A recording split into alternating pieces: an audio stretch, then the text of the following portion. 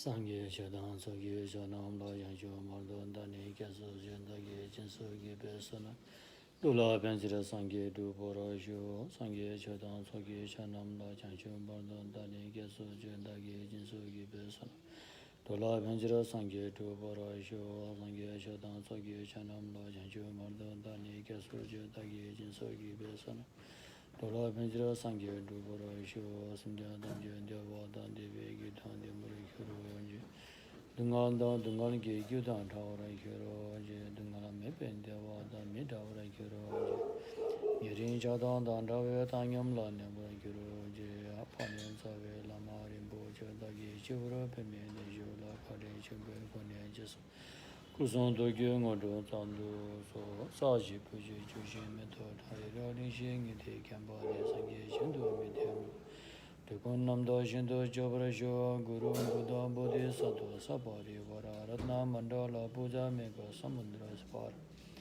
Samaye Wa Simja Namge Sambada Lui Cheda Cheda Vara Chajun Tomo Cheke Korolo Korolo सम्पूर्ण प्राणीको हितार्थ कल्याणार्थ सम्मा सम्बुद्धि ज्ञान प्राप्त गर्ने मनसायको साथमा सद्धम्म त्यस नसुनिदिन हुन विनम्र अनुरोध गर्दछु।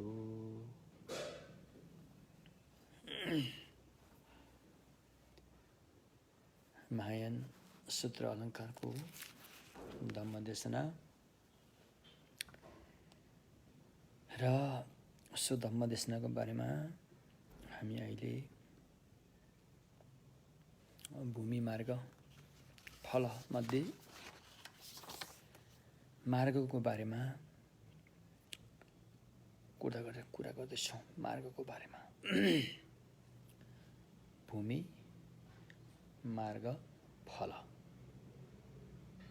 कुन भूमिमा रहेर कुन मार्ग अभ्यास गरेर के फल पाउने हो, यी तीनवटा कुरा बुझ्न नितान्तै जरुरी छ। यसलाई भोट भाषामा शी लाम डेबु रे भूमि मार्ग फल। कुन भूमिमा रहेर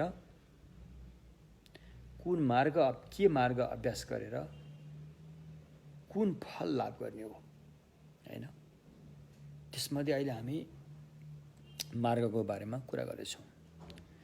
मार्ग भन्दाखेरि बाटो, आफ्नो गन्तव्य बिन्दुमा पुग्ने बाटो, त्यहाँ पुर्याउने बाटोलाई एक किसिमले पुर्याउने र अनि पुगिसकेपछि पनि त्यसलाई पनि मार्गै भन्न सकिन्छ। फललाई पनि कहिलेकाहीँ मार्ग भन्ने शब्द प्रयोग हुन्छ, जस्तो अशैष्य मार्ग पनि भयो हैन। र यसरी अभ्यास गर्ने क्रममा ध्यानको अवस्थामा रहेर अभ्यास गर्ने एउटा अभ्यास हुन्छ र ध्यानबाट जागेर गरिने अभ्यास अर्को हुन्छ फेरि। र अहिले हामी विशेष गरेर ध्यानको समयमा बसेर कसरी अभ्यास गरिन्छ भन्नेमा समथ र अनि विपसना। त्यसमध्ये पनि अहिले हामी समथको बारेमा निकै जोड दिएर अध्ययन अध्यापन गरिरहेका छौँ। र हिमाली बौद्ध धर्मको मार्गमा अभ्यास गर्ने तरिका दुईटा छन्। अभ्यास गर्ने तरिका दुई किसिमको छन्। त्यसलाई मतिशोधन चित्त शुद्ध पार्ने तरिका दुईटा परम्परा रहिआएको पाइन्छ। एउटा परम्परालाई कदम्प परम्परा भनिन्छ, जो दीपङ्कर श्रीज्ञान अतिशयको परम्पराबाट आएको छ। र भने अर्को परम्परालाई चाहिँ एउटा मञ्जुश्रीको परम्परा भनिन्छ, जो शाक्य परम्पराबाट आएको पाइन्छ। यिनै परम्पराहरूबाट चाहिँ अनि अभ्यास गरेको देखिन्छ, चित्त शुद्ध पार्ने तरिकाहरू। र यसरी अभ्यास गर्दाखेरि सबभन्दा पहिला पाएको मानव चोलालाई कदर गर्न जान्नु पर्यो। आफूले पाएको मानव चोलालाई, बुझ्नुभयो नि के, आफूले पाएको मानव चोलालाई कदर गर्न जान्नु पर्यो। कदर गरेर यो मानव चोलालाई सदुपयोगमा लानु पर्यो। किनकि हामी सुख चाहन्छौँ, दुःख चाहँदैनौँ। यदि दुःख नचाहने नै हो भने यो मानव चलनलाई दुरुपयोग गर्नु भएन। दुरुपयोगबाट बच्नको लागि दुराचार त्याग्नु पर्यो। दुराचार त्याग्नुको लागि यसलाई सदुपयोग गर्नु पर्यो। सदुपयोग गर्नुको लागि भगवानले सिकाएको अनुशासनमा बस्नु पर्यो। भगवानले सिकाएको अनुशासनमा नियममा बसेर अनि यसको आचरण चाहिँ सदाचार हुन्छ र यो दुराचारबाट मुक्त हुन्छ। र दुराचारलाई जरैबाट मुक्त गर्नुको लागि यसको जरोलाई चिन्न पर्यो। दुराचारको जरो के हो त्यसलाई चिन्न पर्यो। र दुराचारको जरो हो एउटा अविद्या हो। अविद्या भनेको एउटा भ्रामक र भ्रममा परेको एउटा चाहिँ सोच हो। यो भ्रममा परेको सोच चाहिँ धेरै पहिलादेखि नै मनमा छाप परेर आएको हुन्छ। तसर्थ यो भ्रममा परेको सोचलाई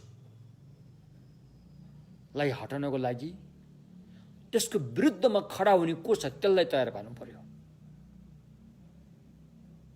जसरी आगोलाई निमुनालाई पानी तयार पारिन्छ त्यस्तै यो भ्रामक सोचलाई निर्मूल पार्नको लागि, जरैदेखि निर्मूल पार्नको लागि, एकपल्ट निर्मूल भएपछि कहिले पनि नफर्किने गराउनको लागि त्यसको विरुद्धमा खडा हुने को छ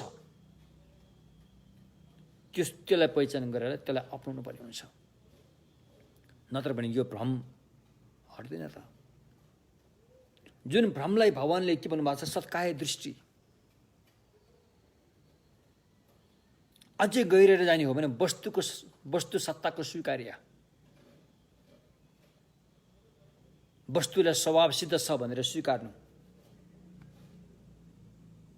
अझै गहिरेर जाने हो भने निमित्त ग्रह हैन, इसारा भ्रममा परेर आइरहेका हुन्छन्। जसले भगवानको भाषामा आत्मग्रह भनिन्छ। आत्मग्रह नै अविद्या हो भनेको छ। आत्मा अथवा म भन्ने पकड्ने अविद्या हो भनेको छ। हामी त्यसको भ्रममा पर्यौँ। त्यस्तो कुरो नहुँदा नहुँदै पनि छ साँच्चीकै छ, पक्का छ भन्ने किसिमले छ जस्तै भान भएर आयो, भएको जस्तै भान भएर आयो। र हामीले त्यसले गर्दाखेरि विभिन्न गेम खेल्न थाल्यौँ।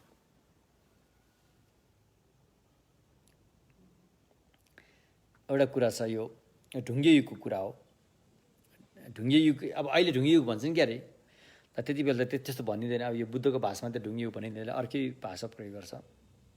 यो घर भन्ने चाहिँ सुरुमा कसरी बन्यो भन्ने एउटा चाहिँ कुरा उल्लेख गरेको पाइन्छ भगवान बुद्धका ग्रन्थहरूमा। सुरुमा मान्छेको घर थिएन अरे, यो मेरो घर तेरो घर भन्ने थिएन अरे। उनीहरू यस्तै खुल्ला रूपमा हिँड्थे अरे। यो मेरो घर, यो मेरो खेत, यो तेरो घर तेरो खेत भनेर सिमाना छुट्याउने यस्तो केही पनि थिएन अरे। कुनै बेला त्यस्तो बेला पनि थियो अरे। र त्यस्तो बेलामा मैथुन क्रिया पनि हुँदैन थियो अरे। मैथुन क्रिया हुँदैन थियो अरे। अनि मान्छेको जन्म कसरी हुन्थ्यो भन्दाखेरि चमत्कारी ढङ्गबाट हुन्थ्यो अरे। चमत्कारी ढङ्गबाट। अहिले एउटा भारतको प्रवचन आउँछ के अरे, यो उसमा अभिधर्म कोषमा उल्लेख गरेको जस्तो लाग्छ मलाई। यो ङोन्धुई सिजुङ स्याछुकच्यान भन्ने शब्द छ। ङोन्धुई सिजुङ स्याछुकच्यान भन्ने छ। यो चाहिँ त्यस्तो बेलाका व्यक्तिहरू जो आमाले बिचरा आमाले दुःख गरेर पेटमा पाल्नु नपर्ने। अहिले आमाहरू कति दुःख छ, 9 महिनासम्म बच्चालाई कसरी पाल्नुपर्छ, कति पीडा पाउनुपर्छ, त्यसो गर्नु पर्दैन थियो अरे। त्यति बेला चमत्कारिक रूपमा चाहिँ जन्म हुन्थ्यो अरे। तपाईँलाई अचम्म लाग्दै चमत्कारिक जन्म भने कस्तो होला? बुद्ध धर्ममा जन्मस्थान 4वटा छन्। एउटा आमाको गर्भबाट जन्मिने, एउटा अण्डबाट जन्मिने, एउटा अब सडे गलेका चिजबिजहरूमा ब्याक्टेरिया भएर जन्मिने। जस्तो मासु, एउटा एक चोक्टा मासु राख्यो भने 2-3 दिनपछि त्यहाँबाट किरा पर्न थाल्छ, त्यसरी जन्मिने, तर उष्माबाट जन्मिने भनिन्छ। अनि अर्को एउटा जन्म छ, त्यो चाहिँ चमत्कारिक जन्म रे, होइन? चमत्कारिक जन्म भनेको चाहिँ यो शरीरको 5वटा इन्द्रिय झट्टै एकैपल्ट बन्ने, त्यसमा क्रमशः बन्ने हुँदैन, एकैपल्ट बन्छ अरे। अनि मरेपछि त्यसको लास पनि भेटिँदैन रे। त्यस्तो जन्मलाई चमत्कारिक जन्म भनिन्छ। भोट भाषामा जुइते केवा भनिन्छ। नर्कलोकको जन्म पनि चमत्कारिक जन्मै मानिएको छ। स्वर्गलोकको जन्म पनि चमत्कारिक जन्मै हो रे, होइन? र त्यो हाम्रो मानव सभ्यतामा त्यस्तो पनि एउटा बेला थियो जुन बेला आमाले मैथुन क्रिया गरेर पेटमा बच्चा पाल्न नपर्ने, सतह काखमा बच्चा आएर जन्मिदिने, त्यस्तो चमत्कारिक जन्मको बेला पनि थियो अरे। अब यो मैथुन क्रिया कसरी सुरु भयो त भन्दाखेरि अब त्यही कुराबाट सुरु हुन्छ। जुन बेला आमाको पेटमा बच्चा पाल्नु पर्दैन थियो, ती व्यक्तिहरू अहिले जस्तो हाम्रो दाल भात खाँदैन थियो अरे। दाल भात, रोटी, जुन हाम्रो खाद्य पदार्थबाट खाने चिजहरू छ नि, यस्ता खाँदैन थियो अरे। उनीहरू त ध्यानको रसबाट, ध्यानको भिटामिनबाट नै शरीरको पोषण हुन्थ्यो अरे। त्यो शरीर यस्तो हल्का हुन्थ्यो अरे कि जहाँ सम्झे त्यहीँ पुग्न सक्ने खालको, कपास जस्तै। तिनीहरूले भारतको प्रवचनमा भारतको प्राणी कस्तो हुन्छ त्यस्तै किसिमको थियो भनिन्छ क्या अरे। कपास जस्तै हुन्थ्यो अरे, जहाँ सम्झे त्यहाँ पुग्ने। जब त्यो पोषण तत्त्वहरू ध्यानको पोषण तत्त्वहरू खाएपछि शरीरमा पुरै पोषित भएर दिशा पिसाब गर्ने पनि पर्दैन थियो अरे। त्यहाँ पुरुष लिङ्ग स्त्री लिङ्ग भन्ने पनि त्यहाँ सायद थिएन क्या अरे। मात्र केटाकेटी चाहिँ छुटिन्थ्यो। आवाजको सुरिलो आवाज भएकोलाई बढी केटी भनिन्थ्यो, अलि धोत्रो आवाज भएकोलाई केटा भनिन्थ्यो होला। अनि शरीरको केही शारीरिक हाउभाउबाट छुटिन्थ्यो क्या अरे। त्योभन्दा बाहेक अरू त्यहाँ मैथुन क्रिया गर्ने पुरुष लिङ्ग स्त्री लिङ्ग भन्ने थिएन भनिन्छ क्या अरे त्यति बेला। त्यस्तो पनि समाज थियो अरे कुनै बेला। अब हामीलाई अचम्म लाग्छ, अहिले हामीले त्यो कुराहरू विश्वास गर्नै गाह्रो हुन्छ। त्यति बेला चाहिँ कुनै घर खेती भन्ने नै थिएन अरे। खुल्लम खुल्ला, कति सजिलो जीवन है। दिशा पेसाब गर्न जानै परेन है, त्यस्तो अवस्था।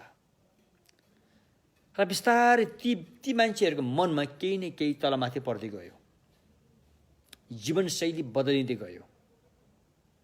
त उनीहरू अन्तरिक्षमा हिँड्न नसक्ने भए, शरीरको वजन अलिअलि बढ्दै आए जस्तो भएपछि उनीहरू पृथ्वीतिर यसो उत्रिन थाले। जमिनमा बढी बस्ने खालको समाज बन्दै गयो।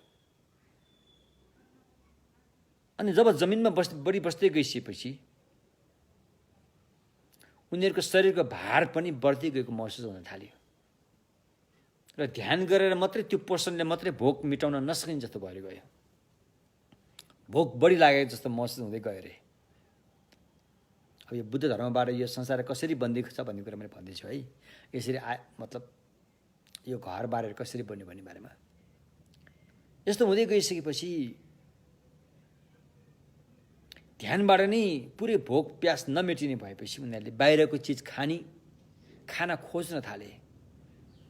र त्यति बेला पृथ्वीमा एउटा तर लागेको थियो। तर जसरी दुधमा तर लाग्छ त्यस्तै एउटा विशेष किसिमको तर लागेको थियो ठाउँ ठाउँमा।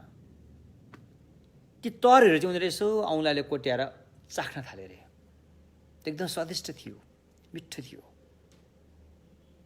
स्वादिष्ट मिठो भएकोले उनीहरूको जिब्रोमा स्वाद बस्यो, त्यो तरप्रतिको स्वाद बस्यो। भोलि पनि चाख्न मन लाग्यो अरे। भोलि पनि त्यो खोज्न गए, चाखेर आए। पर्सि पनि चाख्न मन लाग्यो। त्यो चाख्दै गर्दाखेरि शरीरको भार झन्झन बढ्दै गयो। उनीहरूको शरीर अब कपास जस्तोको रूपमा रहेन। जुन पहिला उनीहरू जहाँ सम्झे त्यहीँ उछिटेर अथवा कपास हावाले उडा जस्तो गरेर जान सक्थ्यो त्यहाँ, अब त्यसरी जान सक्ने अवस्था रहेन अरे। शरीरको भार बढ्दै गयो। अब त्यो तरहरू पनि सबैले खान थालेपछि त त्यो तर पनि सकिँदै गयो अरे। जस्तो हाम्रो युकेमा जाँदाखेरि, सुरुमा जाँदाखेरि हाम्रो त्यहाँका हाम्रो गोर्खा आर्मीहरूले भन्नुहुन्थ्यो, हामी पहिला सुरुमा आउँदाखेरि यहाँ कति सिस्नीहरू पाइन्थ्यो, कति खोले साग, सिम साग सिमरायोहरू पाइन्थ्यो। अब सबै खाँदा खाँदै सकिँदै गयो भन्ने सुनिन्छ नि, त्यस्तै त्यति बेला यो तरहरू पनि त्यो तर पनि सकिँदै गयो अरे, झन् भोक बढ्दै गयो। ध्यान गरेर मात्रै त्यो भोक प्यास बुझ्न नसक्ने अवस्थामा पुग्यो अरे। शरीरको माग बढ्दै गयो। अनि त्यहाँ टुसाहरू देख्न थाल्यो, टुसा, निगालाको टुसा जति। अनि उनीहरू त्यो टुसा भाँचेर खान थाले। त्यो एकदम मिठो थियो, स्वादिष्ट थियो। सबैले त्यही टुसा खान थाले।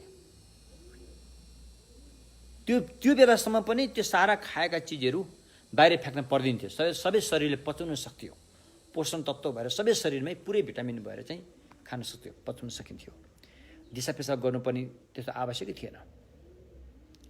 बिस्तारै गयो त्यो टुसा पनि सकिँदै गयो, झन् भोक बढ्दै गयो, शरीरको भार पनि बढ्दै गयो। अब त झन् अब जमिनमै बसिरहनु पर्ने भयो। अन्तरिक्षमा उड्न सक्ने, यस्तो खालको उठ्न सक्ने त्यो क्षमतै भएन। अब झन् शरीरको माग बढ्दै गएपछि त्यहाँ एउटा भुस बिनाको चामल देखा पर्यो अरे। भुस नभएको चामल नै उम्रिने, त्यो चामल नाम के हो? साली, सालीमार, साली नामक चामल उत्पत्ति भयो अरे। जता गयो त्यही भेट्ने, त्यो खान थाल्यो अरे। त्यो चामल खाइसकेपछि त बिहान खाए बेलुकै फल्थ्यो अरे, बेलुका खाए भोलि पनि फल्थ्यो अरे। रोपिरहनु नपर्ने, आफसाफ फल्ने, प्रकृतिको नियमबाट फल्ने। जब त्यो चामल खाना खाइसकेपछि उनीहरूको शरीरको भार एकदमै बढ्यो र त्यो चामलको तत्त्व जो छ त्यो सबै शरीरले पचाउन सकेन। अब त्यो त्यति बेला खाएका पेय पदार्थहरू, खाद्य पदार्थहरू पचाउन नसकेपछि अब त्यसलाई बाँकी निकालेर फ्याँक्नु पर्यो नि त। अनि त्यसपछि दिसा पिसाब गर्नुपर्ने भयो रे। हाम्रो समाज त्यसरी हुँदै आएको रे, बौद्ध धर्मबाट भन्दाखेरि है। यसरी अहिले हाम्रो वैज्ञानिकले भन्दाखेरि चाहिँ एउटा ढुङ्गे युग भन्ने एउटा राख्छन्, त्योभन्दा माथि कुरा गर्न सक्दैन उनीहरूले। त बुद्ध धर्मले चाहिँ यसरी आएको भनिन्छ। के भन्छ त, इभोल्युसन भन्छ नि, त्यसरी हुँदै आएको रे मानव सभ्यता। त्यसपछि त्यो चामल नपचाइसकेपछि, शरीरले पचाउन नसकेपछि अनि दिसा पिसाब गर्नुपर्ने भयो। त्यसपछि पुरुष लिङ्ग र स्त्री लिङ्ग पनि त्यहाँ पैदा भयो। बुझ्नुभयो? आफ्नो कर्मको कारणले है। फेरि यो त्यसमा कर्मको ठुलो भूमिका हुन्छ। जब पुरुष लिङ्ग र स्त्री लिङ्ग पैदा भएपछि अनि पुरुषले स्त्री लिङ्गलाई देखे, स्त्रीले पुरुष लिङ्गलाई देखेर उनीहरू त्यहाँ एक आपसमा मैथुन क्रिया गर्ने सोच पैदा हुन्छ। त्यहाँ हेर्नुहोस् है, मैथुन क्रिया गर्ने सोच पैदा हुन्छ। त्यो सोच पैदा हुँदाखेरि उनीहरूले समाजमै बसेर खुल्लम मैथुन क्रिया गर्न थाले। त्यो देखेर अरू मान्छेहरूलाई त्यति चित्त बुझेन त्यो गरेको। कस्तो लाज पनि नपछि यिनीहरू त भनेर माटोले हिर्काए, छारो हाने उनीहरूलाई। यस्तो पनि गर्ने हो मानव भएर भन्ने जस्तो कुराहरू त्यहाँ उठ्यो। उठेपछि मैथुन क्रिया गर्दा त्यहाँ एउटा स्वाद पाए उनीहरूले। त्यो त गर्नै पर्ने भन्ने कुरा उनीहरूमा जाग्यो। झन् त्यसमा तीव्र गतिमा त्यो तिर्सना जागेपछि अब मैथुन क्रिया खुल्ला गऱ्यो भने त अरूले अपमान गर्छ भन्ने कुरा थाहा पनि भयो। अनि उनीहरूले त्यो लुकेर गर्नलाई एउटा झुपडी बनाए। हो, पहिलो घर त्यो हो रे, गृहस्थी, गृह होइन। मैथुन क्रिया गर्नको लागि अरूको अपमानबाट बस्नको लागि, लुक्नको लागि अनि पहिलो घर बन्यो रे। मानव निर्मित पहिलो घर चाहिँ अब हाम्रो एसियाको मुलुकमा चाहिँ यसरी भएको रे। बुद्धको जुन यो भनाइ एक किसिमले बुद्धको बौद्ध ग्रन्थमा उल्लेख भए अनुसार यसरी पहिलो घर चाहिँ त्यसरी बन्यो रे, मैथुन क्रिया गर्नको लागि। घर त्यसरी बन्यो। अब त खाने चिजहरूमा फेरि त्यहाँ समस्या आयो। जुन बिहान खाए बेलुकै फल्ने, बेलुका खाए बिहानै फल्ने साली भन्ने चामल थियो, त्यो पनि अलिकति घट्दै गए जस्तो, पहिले जस्तो रहेन। अब त्यो पहिला जस्तो रहेन। नरहिसकेपछि त्यहाँ केही अल्छी, शरीर धेरै भार भएर निन्द्रालु तन्द्रालु भएको, अल्छी भएको मान्छेहरू पनि त्यहाँ यता कता देखिन थाले। र ती मान्छेहरूले त्यो चामल टिपेर खान पनि अल्छी जस्तो लाएर भोलिको चामल उनीहरूले आधै टिपेर राख्न थाले। बुझ्नु भएन? त्यहाँबाट लोभ जाग्यो। अब भोलिको आजै टिपेर राख्न थालिसकेपछि त पर्सिको आजै टिपेर राख्न थाले। त्यसो हुँदै गएपछि त्यहाँ अलिकति समस्या आउन थाल्यो। पहिला त्यस्तो समस्या थिएन सुरुमा। पछि यस्तो समस्या हुँदै आएपछि त्यहाँ अब त्यो चामल पनि घट्दै गए जस्तो भयो। मान्छेहरूले पनि जोगो गरेर राख्न थाले भनेपछि त्यहाँ त समस्या पैदा हुन आँट्यो। अनि त्यहाँ उनीहरूलाई भागबन्डा गरे अरे। त्यो चामलको भागबन्डा गरे। त्यो चामल जहाँ फल्छ त्यो जग्गाको भागबन्डा गरे। यति तिम्रा, यति उनका, यति हाम्रा भनेर त्यसको चाहिँ सीमाङ्कन गरे। दोसाँझ सीमा कोर्न लागे। यसरी गर्दै गएपछि अब त्यहाँ उनीहरूले त्यो चामललाई फेरि उब्जाउने मेहनत पनि खेती किसानको पनि सुरुवात भयो भनिन्छ। यसरी गर्दै गर्दाखेरि त्यो अल्छी व्यक्तिहरूले अर्कोको चोरेर खान थाले। हेर्नुहोस् है, अर्कोको चोरेर खाँदाखेरि अरूले देखे अनि त्यो उचित ठानिएन। चोर्ने काम उचित ठानिएन। जसरी अहिले त्यो मैथुन क्रिया काम उचित ठानिएन, चोर्ने काम पनि मानवको लागि उचित ठानिएन। नठानिसकेपछि अनि बिस्तारै गएर जुन यो चमत्कारिक जन्म छ नि त्यो पनि बन्द हुँदै गयो। अब यतातिर जुन मैथुन क्रियाको सुरुवात भइसकेपछि अनि चमत्कारबाट जन्मने जुन जन्म छ त्यो पनि बन्द हुँदै गयो। र अनि फोकटमा आमाले त्यो भार बोक्नुपर्ने जिम्मेवारी आयो। पेटमा बच्चाउने जिम्मेवारी आयो। ल हेर्नुहोस् त, त्यो घटना घट्यो। त्यहाँबाट फेरि नयाँ नयाँ कुरा बन्दै गयो त्यहाँ। अब यतातिर अब त चोर्न थाले। फेरि उतातिर आमाले चाहिँ दुःख पाउने भयो। जुन पहिला आमाले दुःख पाउनु हुने थियो अब दुःख पाउनु भयो। यतातिर फेरि चोर्न थाले। फेरि त्यो पनि उचित काम त थिएन। अनि त्यहाँ एउटा सबै मिलेर एउटा कम्युनिटी खडा गरे, एउटा समाज खडा गरे। समाज खडा गरिसकेपछि त्यो समाजले चाहिँ एउटा हृष्टपुष्ट हट्टाकट्टा मान्छेलाई नाइकेमा नियुक्ति गरे। अब तिमीले चाहिँ हाम्रो खेतबारी हेर्नु पर्यो। जो चोर्न आउँछ त्यसलाई चाहिँ तिमीले समात्नु पर्यो र त्यसलाई चाहिँ दण्ड दिन पर्यो भनेर एउटा समाज खडा गरेर अनि एउटा हृष्टपुष्ट ताकतिलो व्यक्तिलाई चाहिँ नायकीको रूपमा नियुक्ति गरे। त्यही व्यक्ति चाहिँ पहिलो राजा हो रे, जुन जनताको चौकीदारी गर्नको लागि त्यहाँ नियुक्ति गरेको थियो। राजा भने त्यो हो, पहिलो राजा त्यो हो रे। बुद्ध धर्मले भनेअनुसार पहिलो राजा चाहिँ त्यो हो रे। त्यसलाई भन्छ महासम्मत वंश। त्यो वंशको अहिले हाम्रो शाक्यमुनि गौतम बुद्ध पनि त्यही वंशबाट जन्मेको भनिन्छ हैन। महासम्मतको वंशबाट आएको हुन् रे शाक्यमुनि भगवान गौतम बुद्ध पनि। उनका पुर्ख्यौलीको सुरुवात त्यसरी आएको रे। सबै जनता मिलेर अनि चुनेको राजा हो रे। कुनै वंशबाट आएको त्यस्तो खालकोबाट चुनेको होइन कि एउटा राम्रो मान्छे सच्चा व्यक्तिलाई चाहिँ ल तिमीले चाहिँ अब जनताको सेवा गर्नु, तिमीले खेती किसानी गर्नु पर्दैन, हामीबाट आएको खेती किसानीको केही अंश हामीले तिमीलाई दिन्छौँ, त्यो तिमीलाई दिन्छौँ, तिम्रो काम चाहिँ अब चाहिँ रेखदेख गर्ने। रेखदेख गर्ने। यसरी रेखदेख गर्दाखेरि अब चोरी काम गर्ने त उनीहरू बानी बसिसक्यो। चोर्दै गएर उसले समात्यो। एक दिन उसले समात्यो, चोरलाई समात्यो। समातिसकेपछि त्यहाँ सबै मिटिङ बसेर दण्ड सजाय के दिने त्यो निर्णय भयो।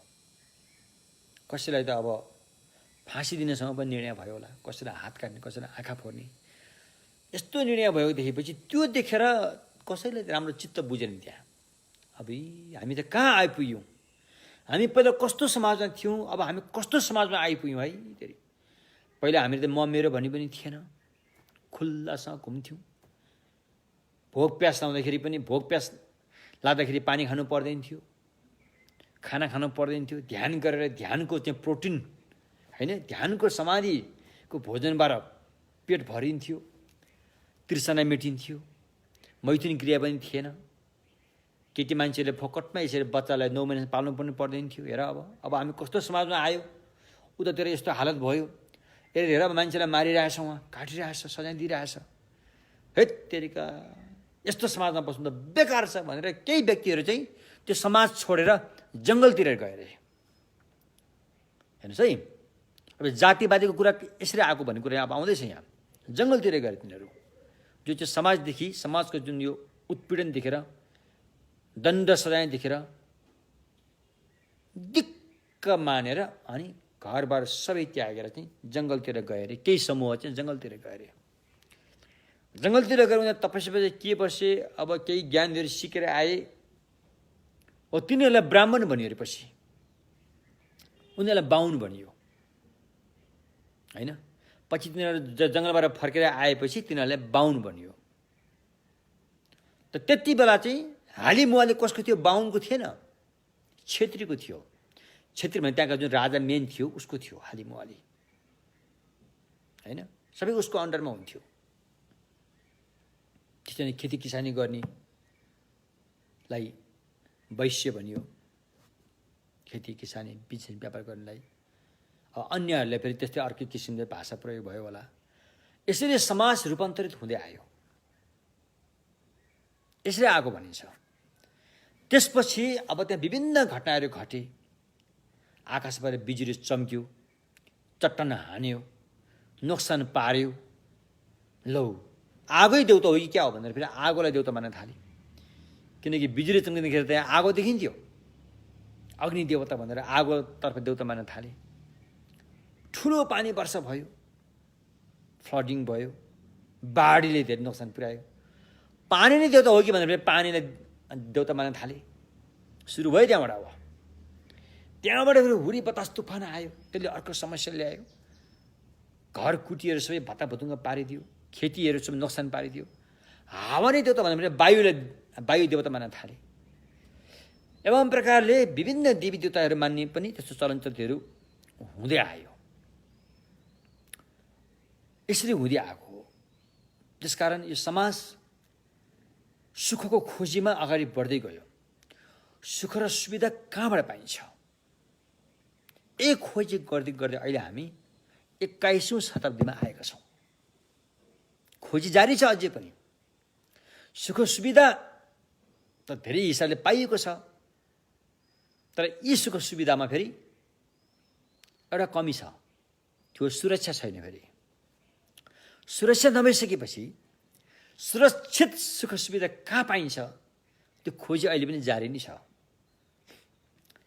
जारी नै भएकोले विभिन्न बुद्धिमान व्यक्तिहरूले दिमाग खियाएर यसको आविष्कार हुँदैछ, आविष्कार गरिँदैछ। यो आविष्कारको साथसाथमा नराम्रो कुराहरू पनि साइड इफेक्ट भएर आउँदैछन् फेरि। जस्तो अहिले महामारी रोगहरू भयो, विभिन्न स्वास्थ्यलाई असर पार्ने, ग्लोबल वार्मिङ, पृथ्वीलाई तताउने खालका नकारात्मक घटना पनि साथसाथमा आइरहेका छन्। खोजी पनि जारी छ। यस्तो हो। यिनै खोजीको सिलसिलामा 2500 वर्षभन्दा पहिला हाल आएर नेपालको कपिलवस्तु भन्ने ठाउँमा एउटा बच्चाको जन्म हुन्छ। उसको नाम सिद्धार्थ राखिन्छ। उनी एकदम मोज मस्तीमा 29 वर्षसम्म एकदम मोज मस्तीको जीवनशैली बिताएका हुन्छन्। उनले बाहिरको दुनियाँ देखेका हुँदैनन्, मात्र आफ्नो त्यो मोज मस्तीको जीवनशैलीमा रमाएका हुन्छन्। र उनको परिवारबाट पनि उनलाई हरदम मोज मस्तीकै जीवनशैलीमा रहोस् भन्ने चाहना राख्छन् र भविष्यमा गएर ठुलो एउटा सम्राट बनाउने किसिमको योजना बुनेका हुन्छन्। र त्यो सिद्धार्थ जो मोज मस्तीमा रमाइरहेका थिए, उनी एकपल्ट बाहिर घुम्न जाने सोच राख्छन् कि उनी चाहन्छन् कि यो भित्रको दुनियाँ यही हो, बाहिर पनि यही छ त। जुन हामीले भित्र जुन मोज मस्तीमा रमाइरहेका छौँ, जवानी उमेरमा हृष्टपुष्ट, रगतिलो गाला, रगतिलो ओठ जुन जवानीमा आउँछ, जवानीको एउटा उमङ्ग आउँछ, के बाहिर पनि यस्तै छ त? यो कुरालाई लिएर उनी बाहिर घुम्न जान्छन्। तर बाहिरको माहौल उनलाई बिल्कुलै फरक लाग्छ। जुन राज दरबारभित्रको माहौल थियो त्यसको बिल्कुलै फरक किसिमको बाहिरको माहौल थियो। अन्त जवानीहरू बाहिर पनि थिए, रसिला ओठ, रसिला गाला, हृष्टपुष्ट भएका यी सबै कुराहरू बाहिर पनि देखिन्थे, यता कता देखिन्थे, तर थोरै मात्र देखिन्थे। अधिकांश त्यहाँ सबै समस्यामा चुरमुराएर बसेको देखिन्थे। खेती किसान, जीवन धाउनको लागि खेती किसान, प्राणीहरूको हत्या, चोरी चकारी, बिजनेस व्यापारमा झुटो बोल्नुपर्ने, सारा कुराहरू उनले बाहिर देखे, जुन राज दरबारभित्र त्यतिको देखिँदैन थियो।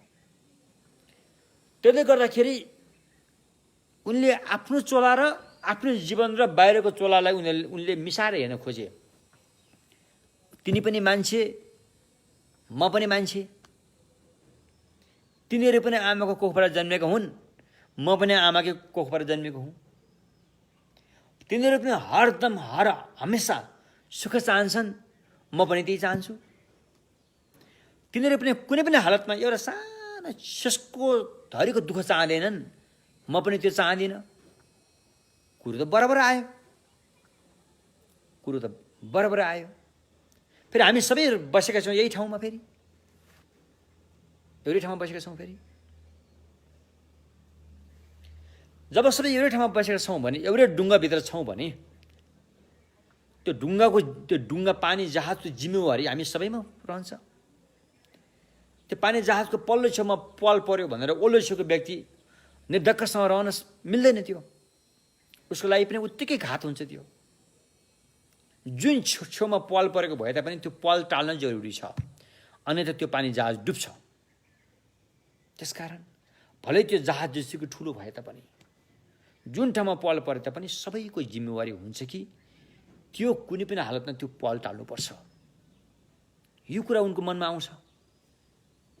हामी सबै एउटै पानी जहाजमा छौँ भने कोही सुखी कोही दुखी किन छन्, कोही मोज मस्तीमा रमाएका छन्, कोही एकदम पीडादायक जीवन किन बाँचिरहेका छन्। यो कुरा उनमा ठुलो एउटा चाहिँ सङ्घर्ष पैदा हुन्छ, एउटा मनमा क्रान्ति पैदा हुन्छ उनमा। समाधान के त यसको? समाधान छ त? यो ठुलो प्रश्न हो जुन सिद्धार्थको मनमा पैदा भएको हो। उनले यो पनि देख्छन्, आफू हृष्टपुष्ट, रसिलो गाला छ उनको, रसिलो ओठ छ, गाला चौरी परेको छैन, केस पनि एकदम कालो निलो निलो छ एकदमै। अब उनीमा त 32 लाख थिए अरे भनिन्छ कि अरे, अब कस्तो रूप होला त्यो। अब अर्का व्यक्तिहरू उनले यो पनि देखे, एउटा बुढो मान्छे पनि देखे, उनको शरीर त त्यस्तो थिएन, मुखमा दाँत थिएन, गालामा रसिलोपन थिएन, बिल्कुलै चाउरी परेको थियो, ओठमा रसिलोपन थिएन, बिल्कुलै सुकेको थियो, ओठ सुकिसकेको थियो, आँखामा त्यस्तो तेज थिएन, बिल्कुलै खोप्रो भएर गएको थियो, भित्र गाडिएको थियो, शरीरमा त्यस्तो ताकतिलो थिएन, बिल्कुलै शरीर चाहिँ लट्ठीको सहारामा रहनु परेको थियो, कपाल त्यस्तो थिएन, बिल्कुलै सेतो भएर अर्कै अवस्थामा पुगिसकेको थियो, शरीर उठ्दाखेरि ढल्ला ढल्ला जस्तो भइरहेको अवस्थामा थियो, यो लट्ठीको सहारामा उठ्नुपर्ने थियो। त्यस्तो हालत उनले देखे र आफ्नो चोलासँग तुलना गरे। यिनी पनि मान्छे, म पनि मान्छे, यिनी पनि यहीँ जन्मेका हुन् आमाको कोखबाट, म पनि आमाको कोखबाट यहीँ जन्मेको हुँ। यिनी पनि सुख चाहन्छन्, म पनि सुख चाहन्छु। यिनी दुःख चाहँदैन, म पनि दुःख चाहँदैन। यिनी पनि यस्तो भएर बसेको देख्न चाहँदैन, म पनि बुढो भएको देख्न चाहन्न। तर यिनले यो भोगिरहेका छन्। के कारणले? यो के कारणले? यो पनि उनले महसुस गरे। त्यस्तै अर्को रोगीले पनि भेटे, बिरामी मान्छेले पनि आइया आच्छा भएर चाहिँ फत्रक फत्रक परेको बिरामीले पनि उनले देखे, भेटे, गएर कुरा पनि सोधे। अझै उनले भनेको कुरा चित्त नबुझेर आफ्नै सारथी छन्दकलाई पनि सोधे कि यो बिरामीको समाधान के हो? बिरामी नभइकन जीवन रहन सम्भव छ कि छैन? स्वस्थ जीवन रहन सम्भव छ कि छैन? बिरामी हुन त कोही पनि चाहँदैन, तर विवश भएर बिरामी हुन परेको छ। छुटकारा के हो? ठुलो प्रश्न, ठुलो मनमा क्रान्ति पैदा भयो उनको। फेरि अर्को पनि कुरो देखे, मरेको मान्छेको लास सब त्यसले झनै ठुलो मनमा चाहिँ क्रान्ति पैदा गर्यो। किन मर्नु पर्यो? त्यो मर्ने मान्छे पनि मर्न त चाहँदैन थियो होला। जसरी म अहिले मर्न चाहन्न, तिमी मर्न चाहँदैनौ, ऊ मर्न चाहँदैन, त्यो मर्न चाहँदैन, यिनी मर्न चाहँदैन, तिनी पनि मर्न चाहँदैन थियो होला। तर किन मर्न परिरहेको छ? यसले झनै ठुलो मनमा चाहिँ उमङ्ग, एक किसिमको चाहिँ जघन्य प्रश्न भनौँ कि यस्तो एउटा पैदा गर्यो उनमा, खप्नै नसक्ने प्रश्न पैदा गर्यो। उनले आफूतर्फ फर्केर हेरे, आफ्नो दरबारभित्र हेरे, त्यहाँभित्रका अप्सरा जस्ता सुन्दरीहरू मोज मस्तीमा रमाइरहेका त्यस्ता, तिनीहरू सबैको जीवन धिक्कार भएको उनले देखे। हामी कस्तो माहौलमा मोज मस्तीको भावना गरेर, मोज मस्तीको भान गरेर बसेका रहेछौँ त भन्ने कुरा उनले महसुस गरे। समाधान के त? ठुलो प्रश्न उनको अगाडि तेर्सियो, एकदम ठुलो प्रश्न तेर्सियो। त्यसको उत्तर कसैले दिन सक्नेवाला थिएन। आफ्नो बुबा कहाँ गए? उनी स्वयं पनि वृद्ध हुने अवस्थामा पुगिसकेका थिए, 50 वर्ष नागिसकेका थिए। उनीसँग पनि यसको उत्तर थिएन। यो बुढौली बिरामी हुनुपर्ने, मर्नुपर्ने भएर छुटकारा के हो? कहाँ पुगेपछि छुटकारा पाइन्छ योबाट? उनीसँग पनि यो सही उत्तर थिएन। अन्य त्यहाँका साधु सन्त जो छन् सबैसँग सोधे, कोहीसँग पनि भने जस्तो उत्तर पाइएन कि जुन कुरा अपनाउनाले यस्ता खतरा डरलाग्दा कुराहरूबाट मुक्त हुन सकोस्। यी मानिसहरू यस्तो कुरामा रुमल लिएर पनि कसरी मोज मस्ती गरेर बस्न सकेका होलान्? कसरी के अरे जीवन सुन्दर छ भन्छौँ नि हामी, है, लाइफ इज ब्युटिफुल लाइफ भन्छौँ नि, कसरी भन्न सकेका होलान्? के आधारले भन्न सकेका होलान्?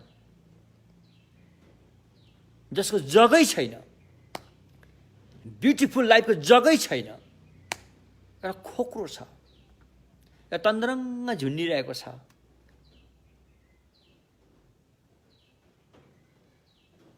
एउटा लहरमा समाइरहेको छ। तलतिर डरलाग्दो खाइ छ, खाल्टो छ, डरलाग्दो छ त्यो खाल्टो। त्यो भित्र त डरलाग्दो अजिङ्गर, भोका अजिङ्गरले चाहिँ खानालाई ऊ मुख खोलेर कुरिरहेको छ तल। तिमी त एउटा लहरमा झुनिरहेका छौ। त्यो लहरको फेदमा फेरि माथि एउटा के रहेछ? महको चाको रहेछ। तप तप तप तप महको थोपा मुखमा परिरहेको छ। क्या मिठो मह भनेर तिमी चाखिरहेका छौ। त्यो मस्तीमा तिमी फसिरहेका छौ। तर तिमीले जुन लहरो समाइरहेका छौ, त्यो लहरो त एउटा मुसा आएर काट्दै रहेछ फेरि। जीवन त्यस्तो परिस्थितिमा रहेछ भन्ने कुरा उनले जाने। त्यसको उत्तर खोज्नलाई उनलाई घचघच्यायो। कहीँ उत्तर पाएन।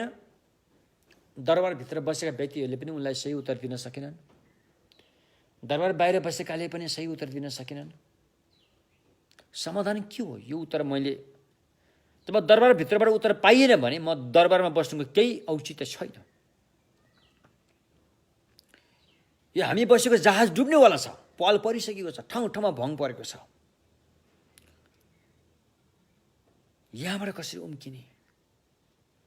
यसको समाधान म यहाँ बसेर छैन, पाउँदिनँ। मलाई थाहा छ मैले यो दरबार छोडेँ भने कतिलाई तकलिफ पुग्छ, मलाई थाहा छ, म जान्दछु।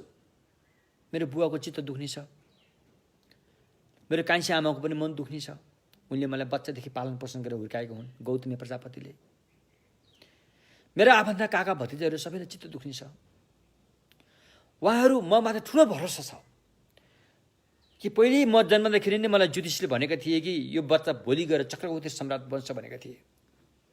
चक्रवर्ती सम्राट सारा विश्वलाई अधीनमा लिन सक्ने खालको क्षमता भएको व्यक्ति बन्नेछ भनेर भविष्यवाणी त भइसकेको थियो। त्यसकारण म प्रति धेरैको चाहिँ भरोसा छ। यदि मैले दरबार छोडेँ भने उनीहरूको मन टुट्नेछ। त्योभन्दा पनि ठुलो कुरा त, ठुलो समस्या त यशोधरामा आउनेछ, जसले मैले श्रीमतीको रूपमा स्वीकार गरेँ। कयौँ शिल्प कलाहरू देखाएर, अरूसँग प्रतिस्पर्धा गरेर मैले उनलाई प्राप्त गरेँ। उनले आफ्नो सर्वस्व जीवन चाहिँ मलाई समर्पित भएर आउनुभयो यशोधरा। उनीमा कति चोट पुग्यो, त्यो चोटको त कुनै लेखाजोखै छैन यहाँ, भनेर साध्यै छैन। तर उहाँहरूको खुसियालीमा म यसरी बसेँ भने त यो समस्या त समाधान हुँदैन, फेरि त्योभन्दा ठुलो समस्या त यसतर्फ छ, फेरि समस्याको समाधान त त्यो हुँदैन फेरि। बरु उहाँहरूको चोट, यशोधराको चाहिँ चोटलाई म आफूले खपेर भए तापनि यसो समाधान गर्न त म निस्कनै पर्छ दरबारबाट। बरु म भोलि यो उत्तर पाएँ भने आएर त्यो उत्तर म उहाँहरूलाई पनि बाँड्न चाहन्छु, ताकि उहाँहरूको पनि जीवनको चाहिँ हित होस् भन्ने सोच राखेर त्यो युवा 29 वर्षको जवानी मान्छेले हृष्टपुष्ट शिक्षित हुनुहुन्थ्यो, धेरै कलामा निपुण हुनुहुन्थ्यो। इतिहासमा कसैले पनि त्याग्न नसकेको सुन्दरी जवानी श्रीमती, आफ्नो त्यस्तो ठुलो सम्मान, भविष्यमा प्राप्त हुने चक्रवर्तीको मान मर्यादा सबै कुरालाई थुकेको थुक सर चट्ट छोडेर जानुभयो। यस्तो इतिहासमा बिरलै छ, अहिलेसम्मका इतिहासमा यस्तो कहीँ पनि तपाईँले पाउनुहुन्न। पौराणिक कथाहरूमा पनि यस्तो पाइँदैन, घटेका घटना इतिहासमा पनि यी कुराहरू पाइँदैन जुन त्यो सिद्धार्थले छोडेर गयो। पौराणिक कथाहरूमा त्यही केटीको श्रीमतीको लागि मरि मेटेर लडाइँ गरिरहेको पाइन्छ। ती ऋषिमुनिहरू तपस्या पनि प्रायः त्यस्तै कुराहरू प्राप्त गर्नको लागि नै पाइरहेको जस्तो देखिन्छ। यता राजाहरूको कुराहरू, यता बिजनेस व्यापारीहरूको, खेती किसानीहरूको सारा कुराहरू चाहिँ यही कुरामै रुमल्लेर बसेको देखिन्छ। त्योभन्दा बाहिर निस्किने समाधान के हो भनेर गएको देखिँदैन। छ त्यहाँ तपस्याहरू थुप्रै छन्, तपस्याबाट आयो फेरि हालत त्यही भएर आउँछ। फेरि यी हाम्रा दुश्मन हो यो भने हुन्छ। भगवान भनेर नाम लिएर आएकाहरूले पनि त्यस्तै कुरा गरी आउँछन्। त्यहाँ त्यही पुरुषका कुरा, त्यही केटीहरूका कुरा, त्यही मोजमस्तीका कुरा, त्यही युद्धका कुरा, तेरो जात यो हो, तेरो जातले तेरो जातको काम यो हो, तेरो जातको काम यो हो, त त्यो तेरो जातको काम यो हो भनेर खटाइरहेका हुन्छन्। एउटा मानव कल्याणको लागि गर्न खोजे त उनीहरूले पनि मानव कल्याणै गर्न खोजे जस्तो गरिरहेको हुन्छ त्यहाँ, तर फेल खाइरहेको हुन्छन्, चिप्लिरहेका हुन्छन् त्यहाँ। त्यसकारण सिद्धार्थले यो ठुलो जमर्को गरे, उनले ठुलो त्याग गरे। बुद्धको भाषामा त्यसलाई महाअभिनिष्क्रमण भनिन्छ। त्यो अद्भुत, युनिक अद्भुत त्याग थियो।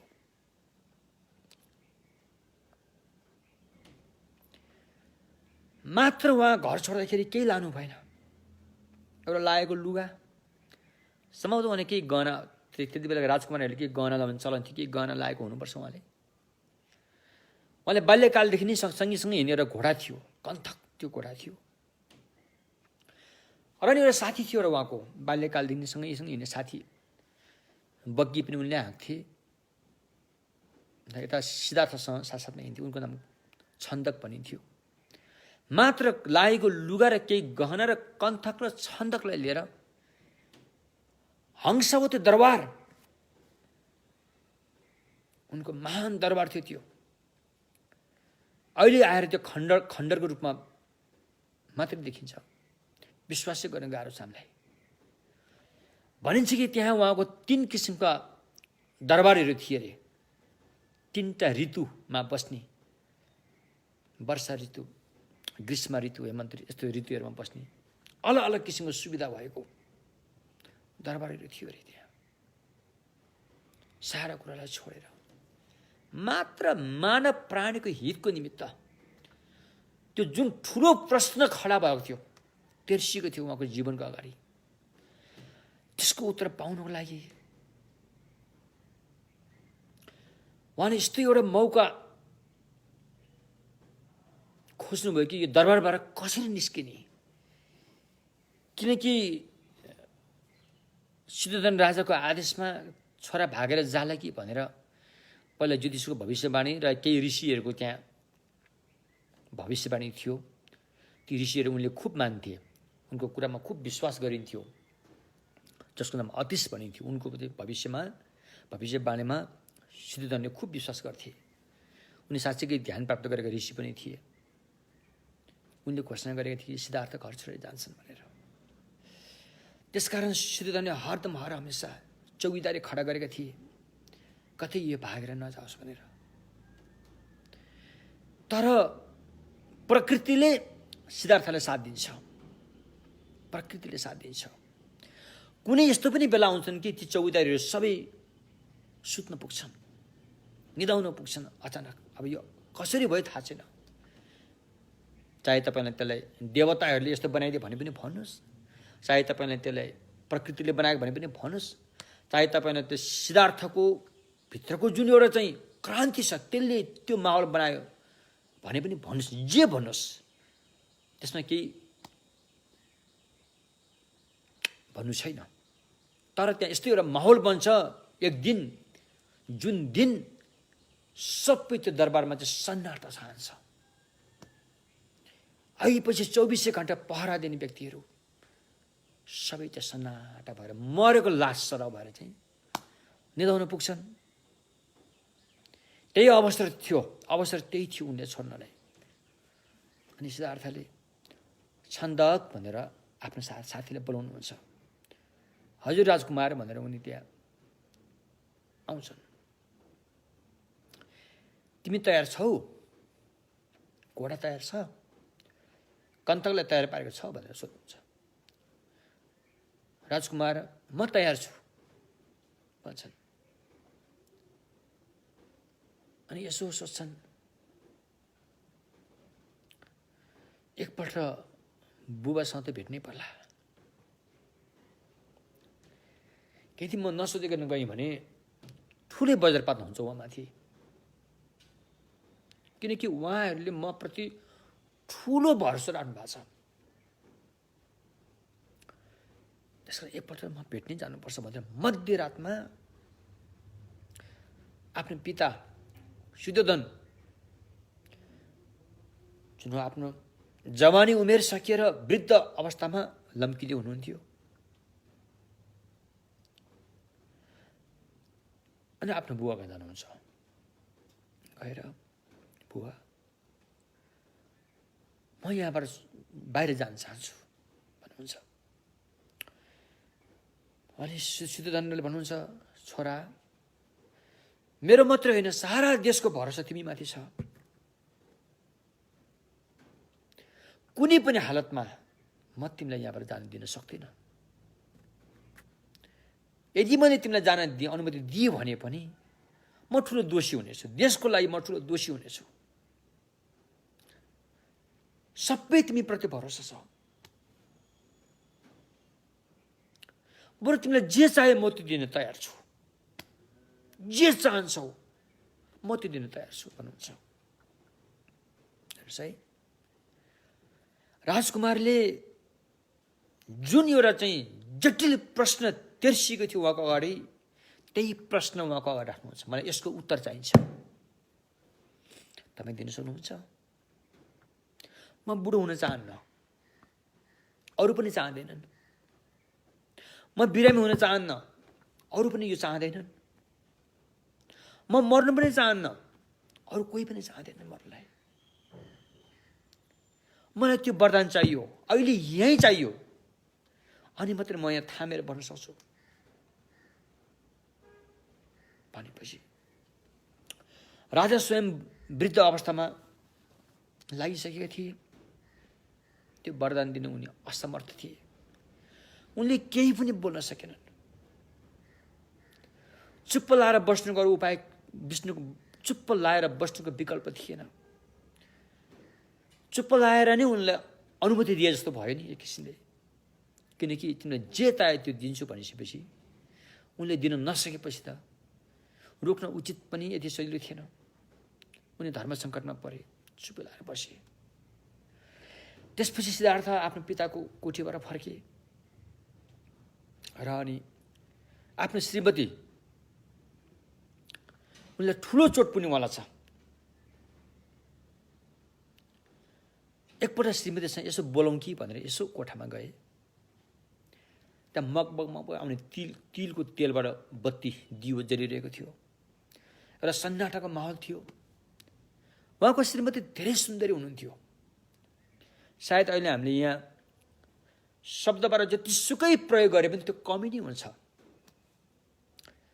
सिद्धार्थको आमा मायादेवी र उहाँको श्रीमती यशोधरा त्यति बेलाका सबभन्दा सुन्दरी महिलाहरू हुन्।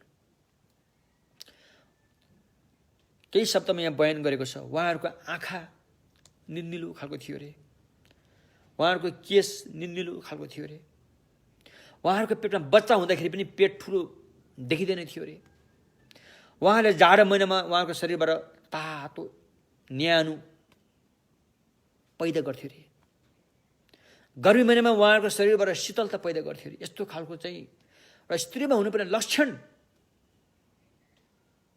ले सम्पन्न हुनुहुन्थ्यो ती महिलाहरू।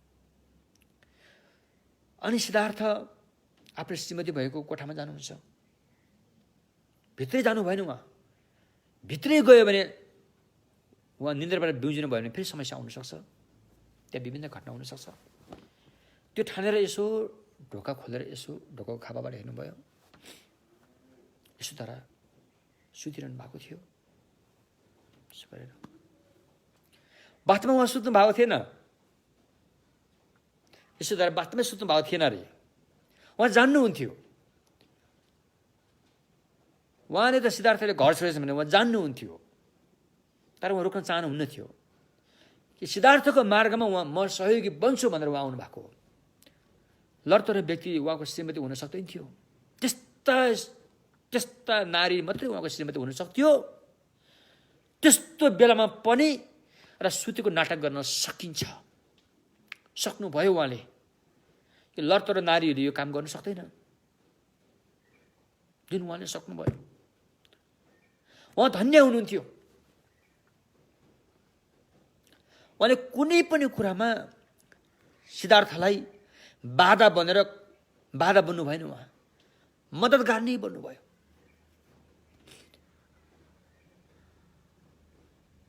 अनि उहाँलाई सुतेको जस्तो भान गरेर बस्नुभयो। अनि सिद्धार्थले ठिक छ, म अहिले उहाँसँग कुरा गर्दिनँ, भोलि गएर मैले यो उत्तर पाएँ भने उहाँलाई पनि म त्यो उत्तर बाँड्न आउँछु, मेरो बुवालाई पनि त्यो उत्तर बाँड्न आउँछु। मलाई बच्चादेखि त्यो आमाको भूमिका निभाएर पालन पोषण गर्ने मेरो कान्छी आमा गौतमी प्रजापति, उहाँलाई पनि म यो ज्ञान दिन आउँछु। मेरो आफ्नो सारा परिवारलाई यो ज्ञान म बाँड्न आउँछु भनेर फर्केर आउनुभयो। छन्दक तयार छौ, घोडा तयार छ राजकुमार भन्नुभयो। तुरुन्तै बाहिर निस्किँदाखेरि दरबार पुरै सन्नाटा थियो, सबै सुतिरहेको, कोही पनि मान्छे त्यहाँ चौकीदार कोही थिएनन्। मात्र त्यहाँ निन्द्रा खोलेको भनेको यशोधरा, जुन अहिले एउटा नाटक गरेर सुत्नु भएको थियो, र बुद्धका पिता सुदन, उनी अक्क मक्क परेर बसेका थिए। के भनौँ कसैले उठाउन जगाउने हिम्मतै आएन उहाँलाई। चौकीदारहरूलाई उठाएर चाहिँ जगाउने हिम्मतै आएन। त्यस्तो परिस्थितिमा सिद्धार्थले हंसावती भनिन्थ्यो। त्यो राज दरबारको नाम हाँसको आकारको थियो र हंसावती भनिन्थ्यो। अनि त्यो राज दरबारको पूर्वपट्टिको द्वार, चारवटा द्वार थियो त्यसमा। पूर्वपट्टिको द्वारबाट घोडामा चढेर छन्दकलाई साथमा लिएर यसो फर्केर हेर्नुभयो। मैले भोलि जुन प्रश्नको उत्तर पाएपछि तात्पर्य म बुद्ध भएपछि अवश्य पनि म आएर उहाँहरूको उद्धार गर्नेछु भनेर उहाँ लाग्नुभयो। यसरी लागेर नै अनि उहाँले चाहिँ, मैले अहिले सानो एउटा घटना यहाँ मैले किन प्रस्तुत गरेँ भन्दाखेरि, अहिले हामीलाई यो कोरोना नाम गरेको महामारी आइरहेको छ। यो कोरोना महामारी त केही पनि होइन जस्तो लाग्छ। त्यो हेरेर जति बेला सिद्धार्थले त्यहाँको माहौल बुझे कि मानव कस्तो उसमा चाहिँ ग्रसित रूपमा चाहिँ जकडेर बसेको छ, चुर्लुमेर बसेको छ, त उनको बुझाइ जस्तो थियो, त्यो बुझाइको हिसाबले अहिले यो कोरोना केही पनि होइन। यो के पनि जब सानो हो। हामीले अलिकति नियममा बस्न सक्यो भने यो त पन्छिहाल्छ के अरे, एकछिनै पन्छिन्छ यो। तर हामी त्यसलाई हेलचेक्राइ गऱ्यो भने त फेरि त्यो पनि ठुलो बन्न सक्छ फेरि। तर जति बेला जुन सिद्धार्थले मानवमा प्राणीहरूमा आएको जुन एउटा चाहिँ दर्दनाक दृष्टि उनको पुग्यो, दृष्टि उदायो उनमा, तर त्यसको चाहिँ अनि उत्तर खोज्ने खालको कुराहरू आयो नि त। त्यो हेरेर त अहिले हाम्रो यो कोरोना पनि खासै त्यति होइन, त्योभन्दा खतरनाक त अर्को छ यहाँ, जहाँ हामी अनादिकालदेखि भौँतरिरहेका छौँ। यस्तो प्रकारले सिद्धार्थ एकजना साथीले एकजना घोडा लिएर त्यत्रो सम्राट पनि व्यक्ति यसरी त्यो उत्तर पाउनुको लागि लम्किँदै जानुभयो। त बिहानी घाम झुल्किने बेला आयो, एउटा नदीमा आइपुग्छन् उहाँहरू। नदी निकै ठुलै थियो, नदी तर्न यति सजिलो थिएन। त्यसकारण छन्दक तिमी तयार छौ, अब हामी नदी तर्नेछौँ, म घोडाको साथमा म नदीमा हाम फाल्छु, तिमी सकेसम्म घोडाको पुच्छलाई नछोडिकन म सँगसँगै आऊ है भन्नुहुन्छ। अनि सिद्धार्थले घोडा हाँक्छन्। उनले आफ्नो घोडालाई धेरै माया गर्नुहुन्थ्यो। घोडा पनि त्यो घोडाको चोला मात्रै हो, वास्तवमा धेरै बुद्धिमानी घोडा थियो। उनले सबै कुरा बुझ्दथे कि सिद्धार्थ के चाहन्छन् भनेर। त्यस्तो ठुलो नदीमा हाम फालेर घोडाले आफ्नो पुरै बल लगाएर नदी पार पुग्छ। नदी पार पुगेपछि अनि सिद्धार्थले आफूलाई लागेको के गहनाहरू थियो, त्यति बेला राजकुमारीहरू गहना लाउने चलन रहेछ, ती गहनाहरू सबै खोले। अनि आफ्नो राजसी जुन वस्त्र छ त्यो सबै खोले, पोको पारे। अनि आफूले ल्याएको एउटा तलवार पनि साथमा थियो उहाँको। त्यो तलवारले आफ्नो सुनौलो केस, त्यति बेला राजकुमारीहरूले आफ्नो कपाल लामो राख्ने चलन रहेछ, आफ्नो सुनौलो केसलाई यसरी काटेर चाहिँ मात्र यसरी छर्किदिए। भनिन्छ कि त्यति बेला यसो उल्लेख भए अनुसार तुरुन्तै इन्द्र आएर त्यो केस चाहिँ लिएर जान्छन् रे, र इन्द्रलोकमा लगाएर स्तूप बनाएर राखेका छन् रे भन्ने कुराहरू पनि देखिन्छ यहाँ। जोस् त्यसपछि अनि सिद्धार्थले भन्छन्, छन्दक अब एउटा कुरा सुन, अब तिमी यो मेरो पिताले दिएको जो मेरो यो गहनाहरू छन् नि, यो भयो, यो लुगाहरू, यो लगेर उनीहरूलाई फिर्ता दिऊ भन्नुहुन्छ। तर छन्दक मान्दैनन्। राजकुमार म त अब फर्किन्न भन्छन्। म कसरी फर्किनु, म त अब हजुरसँग जाने हो। मैले यो निर्णय लिइसकेँ, म कुनै पनि हालतमा म फर्किन सक्दिनँ। म फर्किएँ भने फर्किनु उचित पनि छैन, हजुरले एक्लै छोडेर म फर्किनु उचित पनि छैन। यदि म फर्किहालेँ भने पनि मेरो ज्यानको खतरा छ कि उनीहरूले मलाई छोड्नेवाला छैनन् कि तैँले राजकुमार कहाँ पुर्याएर आइस भनेर। मेरो ज्यानको खतरा पनि त्यत्तिकै छ र म फर्किन पनि चाहन्न। मेरो ज्यानको खतरा छ भनेर फर्किन नचाहेको होइन कि हजुर एक्लैले म छोड्न सक्दिनँ। कुनै पनि हालतमा हजुरको सँगसँगै म जानु जरुरी छ यस्तो बेलामा भन्छन्। त्यसपछि सिद्धार्थले भन्नुहुन्छ, हेर छन्दक, यदि तिमी फर्केर यो समाचार मेरो बुवा आमालाई भन्दैनौ, समाचार पुर्याएनौ भने उनीहरूको हालत के हुन्छ? उनीहरूमा त ठुलो वज्रपात भएको छ त्यहाँ। त्यसकारण बेहाल छ उनीहरूको। रहेको कुरा तिम्रो ज्यानको खतरा, म जिम्मा लिन्छु तिम्रो ज्यानको खतरा। तिम्रो ज्यानमा केही पनि खतरा हुँदैन, म जिम्मा लिन्छु। मेरो पिताले तिमीलाई केही पनि गर्नेवाला छैन, तिमीलाई केही पनि नोक्सान पुर्याउनु हुन्न उहाँले। तिमी जाऊ भनेर सिद्धार्थले सम्झाइ बुझाइकन छन्दक र कन्थक घोडालाई फिर्ता पठाए। फिर्ता आउन त त्यो घोडा पनि मानिरहेको थिएन, कन्थक मानिरहेको थिएन। उसको आँखाबाट बरबर आँसु आइरहेको थियो। तर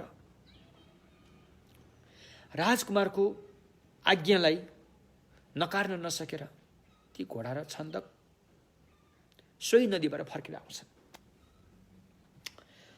जब छन्दक कपिलवस्तु आइपुगे, दरबारमा पुग्छन्, त्यहाँ त्यो एउटा अचम्मको माहौल भएको उनले पाए।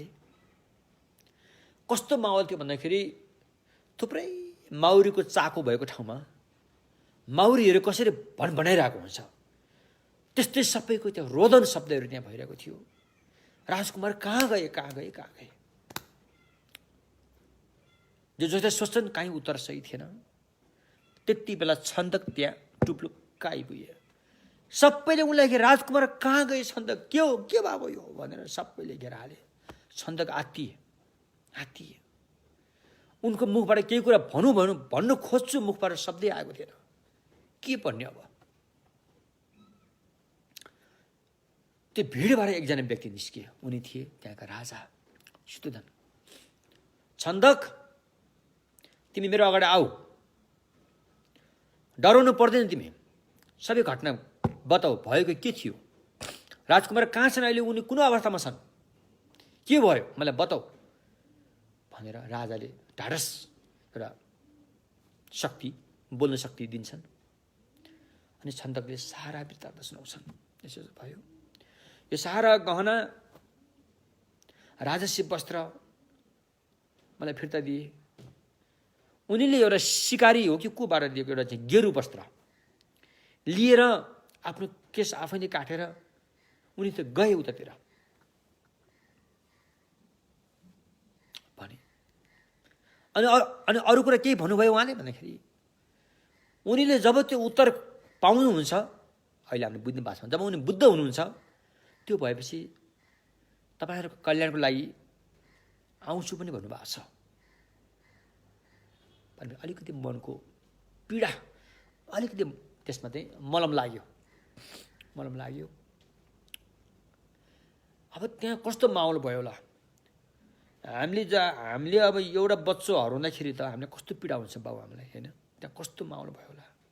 सबभन्दा ठुलो आपत त यशोधरामा आयो होला, भर्खरको श्रीमानलाई यसरी गर्दाखेरि। तर उनले कसरी मद्दत दिन सक्नुभयो होला हेर्नुहोस् त। कोही नारीमा त्यस्तो हिम्मत हुन्छ, त्यस्तो साहस हुन्छ। तसर्थ अनि सिद्धार्थ आफ्नो बाटो लागेर, अब यो सबै कुरा यहाँ भन्दा साथै हामी अहिले मूल विषयभन्दा बाहिर आएर कुरा गरिरहेका छौँ। भने अलिकति हजुरहरूले अलिकति यो भगवान् बुद्ध भने को रहेछन्, ऐतिहासिक बुद्ध भने के रहेछन्, के बुझोस् भनेर मैले यो कुरा केही जानेको थिएँ। समुद्र हुन त हामी जस्तो एउटा चाहिँ किरा, होइन? घामको अगाडि जुनकिरी जस्तोले घामको बयान गर्नु भनेको त्यो अब सुहाउँदा पनि सुहाउँदैन, होइन? त्यस्ता चाहिँ भगवान् बुद्धको जीवनी हामी जस्तो यो छोटो जिब्रोले भनेर सम्भव त हुँदैन। तैपनि म जस्तै केही व्यक्तिहरू पनि हुनुहुन्छ जो व्यक्ति बुद्ध भने को थिए, के हो भन्ने कुरा एउटा चाहिँ जान्ने एउटा खुल्दुरी इच्छुक हुने व्यक्तिहरू पनि हुनुहुन्छ। उहाँहरूले पनि केही कुरा मैले जानेको त्यसलाई बाँडेको मात्रै हो। र मैले मेरा कल्याण मित्रबाट यो ज्ञान बुद्धको जीवनी सुनेको थिएँ। मलाई यो सुन्नलाई 14 दिन लागेको थियो। 14 दिन बुद्धको जीवनी मात्रै सुन्नलाई 14 दिन लागेर हामीले सुनेका थियौँ। कि कल्याण मित्र महान हुनुहुन्छ, अहिले पनि उहाँ जीवितै हुनुहुन्छ। उहाँको मुखारबाट बिन्दबाट हामीले सुनेको थिएँ। उहाँको नाम अहिले भोट पासमा खेन्पु ग्याछु भनिन्छ। उहाँ अहिले देहरादूनमा बस्नु भएको छ। तसर्थ हामीले भगवान् बुद्धको जीवनीलाई राम्रोसँग जान्नुपर्छ। त्यसबाट हामीलाई एउटा प्रेरणा मिल्छ, एउटा सबैप्रति राख्नु पर्ने सद्भावको एउटा चाहिँ प्रेरणा मिल्छ, एउटा करुणाको चाहिँ मूल फुट्न सक्छ, र मैत्री भावना चाहिँ जाग्न सक्छ। एउटा सामान्य परिवारभित्र पनि एउटा मङ्गलमयको वातावरण बन्न सक्छ बुद्धको जीवनीलाई राम्रोसँग पढ्यो भनेदेखि। होइन यसलाई सामान्यतयामा लियो भने त्यही हो, के अरे नेपालीको उखान छ नि, के अरे बुझ्नेलाई श्रीखण्ड नबुझ्नेलाई खुर्पाको बिँड भने जस्तै मात्रै भयो भने त्यो त्यतिमै सीमित रहन्छ। तपाईँ पनि खुर्पाको बिँडमै सीमित रहन्छ। यदि तपाईँलाई बुद्धलाई हल्का रूपमा लिनुभयो भने तपाईँ पनि खुर्पाको बिँडमै सीमित रहनुहुन्छ। यदि तपाईँले बुद्धलाई बुझेर श्रीखण्डको रूपमा हेर्नुभयो भने तपाईँ पनि श्रीखण्डै बन्नुहुन्छ। कुरो त्यो हो। त्यसैले हामीले बुद्धम शरणं गच्छामि यतिकै भनेको होइन र अन्धभक्त भएर भनेको होइन। थुप्रै कुराहरू लेखेको छ। बुद्धम शरणं गच्छामि भन्नुपर्ने कारण तसर्थ यसलाई अहिले यतिकै थाती राखेर बाँकी कुरा हामीले भोलि सायद भोलि अलिक भन्नुला होइन। अनि हामी अब मूल विषयमा जाउँ, ध्यानकै विषयमा। महायान सूत्र अलङ्कारमा जुन हामीले समर्थ ध्यानको बारेमा कुरा गर्दै आइरहेका छौँ र आज म अलिकति फेरि त्यो समर्थ ध्यानलाई नि म छुन चाहन्छु। अब समर्थ ध्यान र विपसना ध्यान, जब समर्थ ध्यानमा विपसना साथमा लिएर गएपछि त्यो ध्यान फेरि लोकोत्तर मार्गमा पुग्छ, सम्यक मार्ग भएर लोकोत्तर मार्गसम्म पुग्छ। विपसनालाई साथमा नलिकन मात्र समर्थ मात्रै गयो भने त्यसलाई लौकिक नै भनिन्छ। बुझ्नु भने के? त्यसैले भावना मार्ग पनि समर्थ र विपसना ध्यानकै कुराहरू हुन्। त्यसकारण लौकिक भावना मार्गमा समर्थ ध्यान हुँदैन। लौकिक भावना मार्ग भनौँ न, त्यो चाहिँ के अरे विपसना ध्यानलाई त्यति साथमा लिएर गएको हुँदैन, त्यो समर्थ मात्रै सीमित हुन्छ। लौकिक भावना मार्ग कुरो बुझ्नुभयो?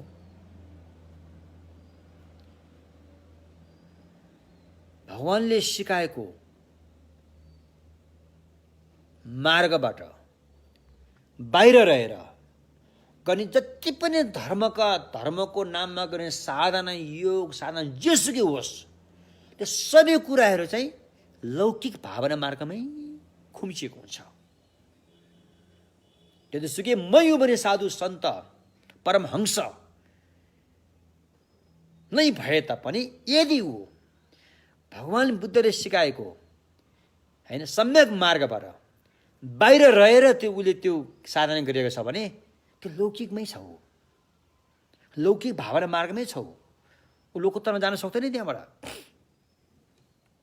भन्लान् उनीहरूले, अहिले त टेलिभिजनतिर नै भन्दा होलान्, ए बुद्ध पनि हाम्रै बाटोबाट ऊ बुद्ध भागा हुन्, हाम्रो चाहिँ पौराणिक कथामा यतिवटा बाटो बताएको छ, त्यसमध्ये एउटा बाटो बुद्धले रोजे भन्लान्, कतिले भन्लान्। त्यही भन्ने एउटा कुरा हो। जब हामी वास्तविकतामा आउँछौँ, वास्तविकतामा आएर कुरा गर्दाखेरि भगवानले बताएको सम्यक मार्गबाट बाहिर गएर साधना गर्ने जोसुकै होस्, चाहे त्यो आस्तिक होस्, चाहे त्यो नास्तिक होस्, चाहे त्यो वैज्ञानिक होस्, चाहे त्यो पटमूर्ख होस्, जोसुकैले गर्ने साधना अभ्यासहरू सबै लौकिक हुन्, न कि लोकोत्तर। यो कुरामा हामी स्पष्ट हुनुपर्छ। अभ्यास गर्दाखेरि श्रद्धा इन्द्रिय, बुद्धप्रति श्रद्धा इन्द्रिय पैदा गर्दाखेरि यो कुरामा हामी स्पष्ट हुनुपर्छ। पक्षपातले होइन, पक्षपाती गरेर होइन, निष्पक्ष भएर परीक्षा गरेर प्रत्यक्ष प्रमाण अनुमान प्रमाण युक्तिसङ्गत माध्यमबाट अनुमान प्रमाण धरीले परीक्षा गरेर अनि हामी निष्कर्षमा पुग्नुपर्छ। अनि मात्रै त्यो बाटोमा हिँड्ने हो। तसर्थ त्यसको हामी बुद्ध शरणं गच्छामि भनेको यतिकै भनेको होइन, यतिकै भनेको होइन। त्यसो भएकोले अब हामीले यहाँ के बुझ्नु पर्यो? समर्थ ध्यान गर्दाखेरि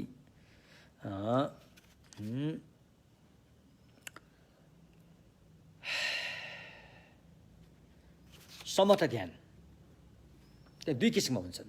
एउटा चाहिँ रूप धातुसँग सम्बन्धित समर्थ ध्यान, एउटा अरूप धातुसँग सम्बन्धित समर्थ ध्यान भनिन्छ।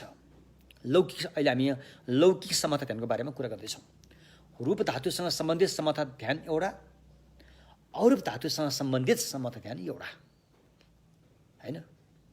र रूप धातु र अरूप धातुबाट पनि बाहिर गएर गर्ने निरोध समापत्तिको ध्यान एउटा गरेर 9वटा समापत्ति ध्यानहरू हुन्छन्। त्यसमध्ये बाँकी 8वटा चाहिँ अन्तिमको एउटालाई छोडेर बाँकी 8वटा चाहिँ लौकिक समर्थ ध्यानहरू हुन्छन्। बुझ्नु भने के? त्यसैलाई लौकिक भावना मार्ग पनि भन्ने गरिन्छ। र यो प्राप्त गर्नलाई तपाईँले बुद्धिस्ट हुनैपर्छ भन्ने छैन। अबौद्धको मार्गहरूमा पनि यता कता यी कुराहरू उल्लेख छन्, उल्लेख गरेका छन्, होइन? अन्य धर्म आलेमहरूमा पनि यो समता ध्यानीहरूको चाहिँ उल्लेख भएका छन्।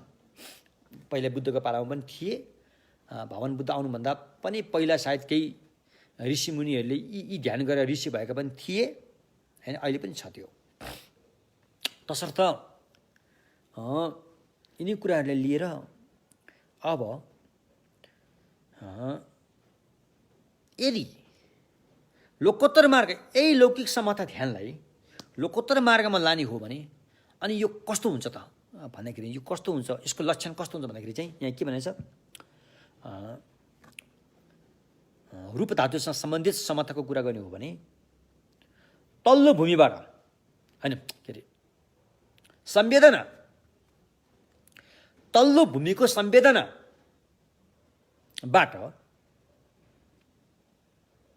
निस्किने खालको, जस्तो काम धातु जस्तो तल्लो भूमिको काम धातुको संवेदनाबाट उत्रिने रिलिज हुने होइन, त्यहाँबाट निस्केर रहेको एकाग्र चित्तमा अनात्मा भावना प्रत्यक्ष रूपमा बोध गरेको हुनुपर्छ। त्यो अनात्मा भावना आए फेरि कुरो यो सम्यक मार्गमा फेरि अनात्माको कुरा आउँछ है। अनात्मा भनेको परमात्मा भन्दा पनि माथिको कुरो हो। यो आत्मा परमात्मासम्म चाहिँ लौकिक समता ध्यानहरू कुराहरू त्यहाँसम्म रहन्छ। अनि सम्यक मार्गमा पुगेपछि अनात्मा धेरै माथि कुरा आयो। फेरि अनात्मालाई प्रत्यक्ष बोध गरेको हुनुपर्छ, तब मात्रै त्यो समता चाहिँ लोकोत्तर समता हुन्छ, लोकोत्तर मार्ग हुन्छ। आत्मग्रहको पकडमा नै रहिरहने हो भने त्यो लौकिक नै हुन्छ, न कि लोकोत्तर। यसरी बुझ्नु है त। अब यसरी ध्यान गर्दाखेरि अब हामी जस्तो सामान्य व्यक्तिहरूले होइन, सामान्य व्यक्तिलाई यो भाषामा पृथक जन भनिन्छ। सो क्यों पृथक जन, जस्ट लाइक अर्डिनरी बिङ होइन, अर्डिनरी बिङ सामान्य व्यक्तिले समापति ध्यान गर्दाखेरि दुई किसिमको समापति ध्यान हुन्छ। एउटा अहिले पनि हालेँ नि, रूप धातुसँग सम्बन्धित समता ध्यान, अर्को चाहिँ अरूप धातुसँग सम्बन्धित समता ध्यान। अरूप धातु भन्नुलाई अहिले हाम्रो यता हिन्दू वैदिक धर्महरूमा त्यसलाई चाहिँ निराकार भनिन्छ, निराकार ध्यान भन्छन् त्यसलाई। बुद्धको भाषामा चाहिँ अरूप धातु भनिन्छ। अरूप धातुसँग सम्बन्धित चारवटा समता ध्यान हुन्छन्, रूप धातुसँग सम्बन्धित चारवटा समता ध्यान हुन्छन्। रूप धातुसँग सम्बन्धित चारवटा समता ध्यान भनेको प्रथम ध्यान, द्वितीय ध्यान, तृतीय ध्यान, चतुर्थ ध्यान। अरे यो चारवटा ध्यान चाहिँ ब्रह्मलोकको ध्यान हो। त्यो ब्रह्म विष्णु महेशको ब्रह्म होइन, यो ब्रह्म विष्णु महेशको ब्रह्म त्यो अलिकति फरक कुरा हो। अहिले हामी त्यसमा नजाउँ, भाषा एउटै भए पनि अर्थ फरक छ। यो फेरि 17वटा ब्रह्मभूमि छ, त्यो कुराहरू हो। त्योबाट माथि गएपछि अरूप धातु आयो। आकाशनान्तयान विज्ञानान्तयातन, आकाशनान्तयातन विज्ञानान्तयातन, आकिञ्चनान्तयातन नामनैव संज्ञायातन रे। नामकथा के छे, नामसित के छे, चियामेपे के छे, युमिन मेमिन के छे। यो चारवटा चाहिँ अरूप धातुसँग सम्बन्ध छ। अन्य धर्म आलमीले यसलाई के भन्छ, निराकार भनिन्छ। भगवानको भाषामा अरूप धातु भनिन्छ। यो आठवटा ध्यानलाई चाहिँ लौकिक ध्यान भनिन्छ है त। यो आठवटा लौकिक ध्यान चाहिँ के कारणले भएको भन्दाखेरि अब कुरो पञ्चखण्डमा आउँछ है। फेरि हेर्नुहोस्, पञ्चखण्ड रे, पञ्चस्कन्ध फुङपोङा होइन, रूप स्कन्द, वेदना स्कन्द, संज्ञा स्कन्द, संस्कार स्कन्द, विज्ञान स्कन्द भने नि। यहाँ अचम्मको कुरा छ। रूप त भौतिक रूप भइहाल्यो, त्यसलाई छुटेर राख्न परिहाल्यो। अब वास्तवमा यो संज्ञा, वेदना र संज्ञा पनि संस्कार नै हो, खास गरी पनि हो भने संस्कारकै अन्तरमा राख्न सकिन्छ। तर यसलाई संस्कार स्कन्धबाट छुट्याएर वेदनालाई अलग्गै र संज्ञालाई अलग्गै किन राखिएको होला, हो कुरो यहाँनिर आयो। अब त्यसको उत्तर यहाँ आउँछ होइन। खण्ड तीनटा मात्रै हुनुपर्ने ठाउँमा होइन, रूपखण्ड त भौतिक भइहाल्यो। अब वेदना संज्ञाहरू पनि त्यो चाहिँ संस्कारकै एउटा चाहिँ चेतसिक नै हो, त्यसलाई त एउटैमा गाबे पनि हुन्थ्यो भने विज्ञान चाहिँ एउटा गरेर तीन खण्ड हुनुपर्ने ठाउँमा पञ्चखण्ड किन भयो त? भन्ने कुरोको चुरो यहाँ आउँछ अहिले है। अब पृथकजनहरूसँग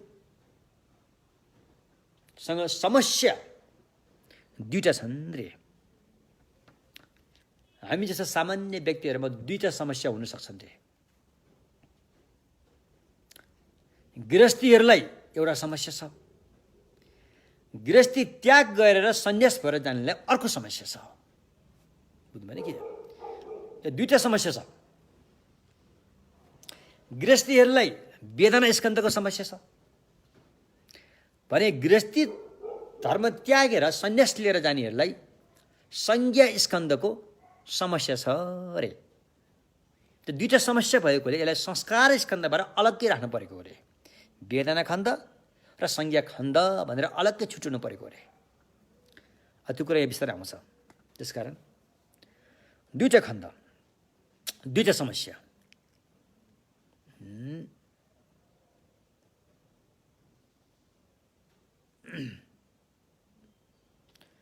त्यो दुईटा खण्ड भएकोले अब वेदनाबाट मुक्त हुनुको लागि बुझ्नु भएन? संवेदनाबाट मुक्त हुनुको लागि रूप धातुसँग सम्बन्धित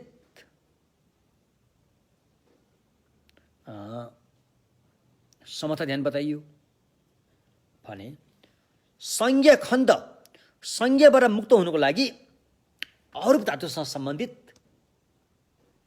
समता ध्यान बताइयो। बुझ्नु भयो नि? के त्यो कुरा आयो। त्यो कसरी समस्या भयो त?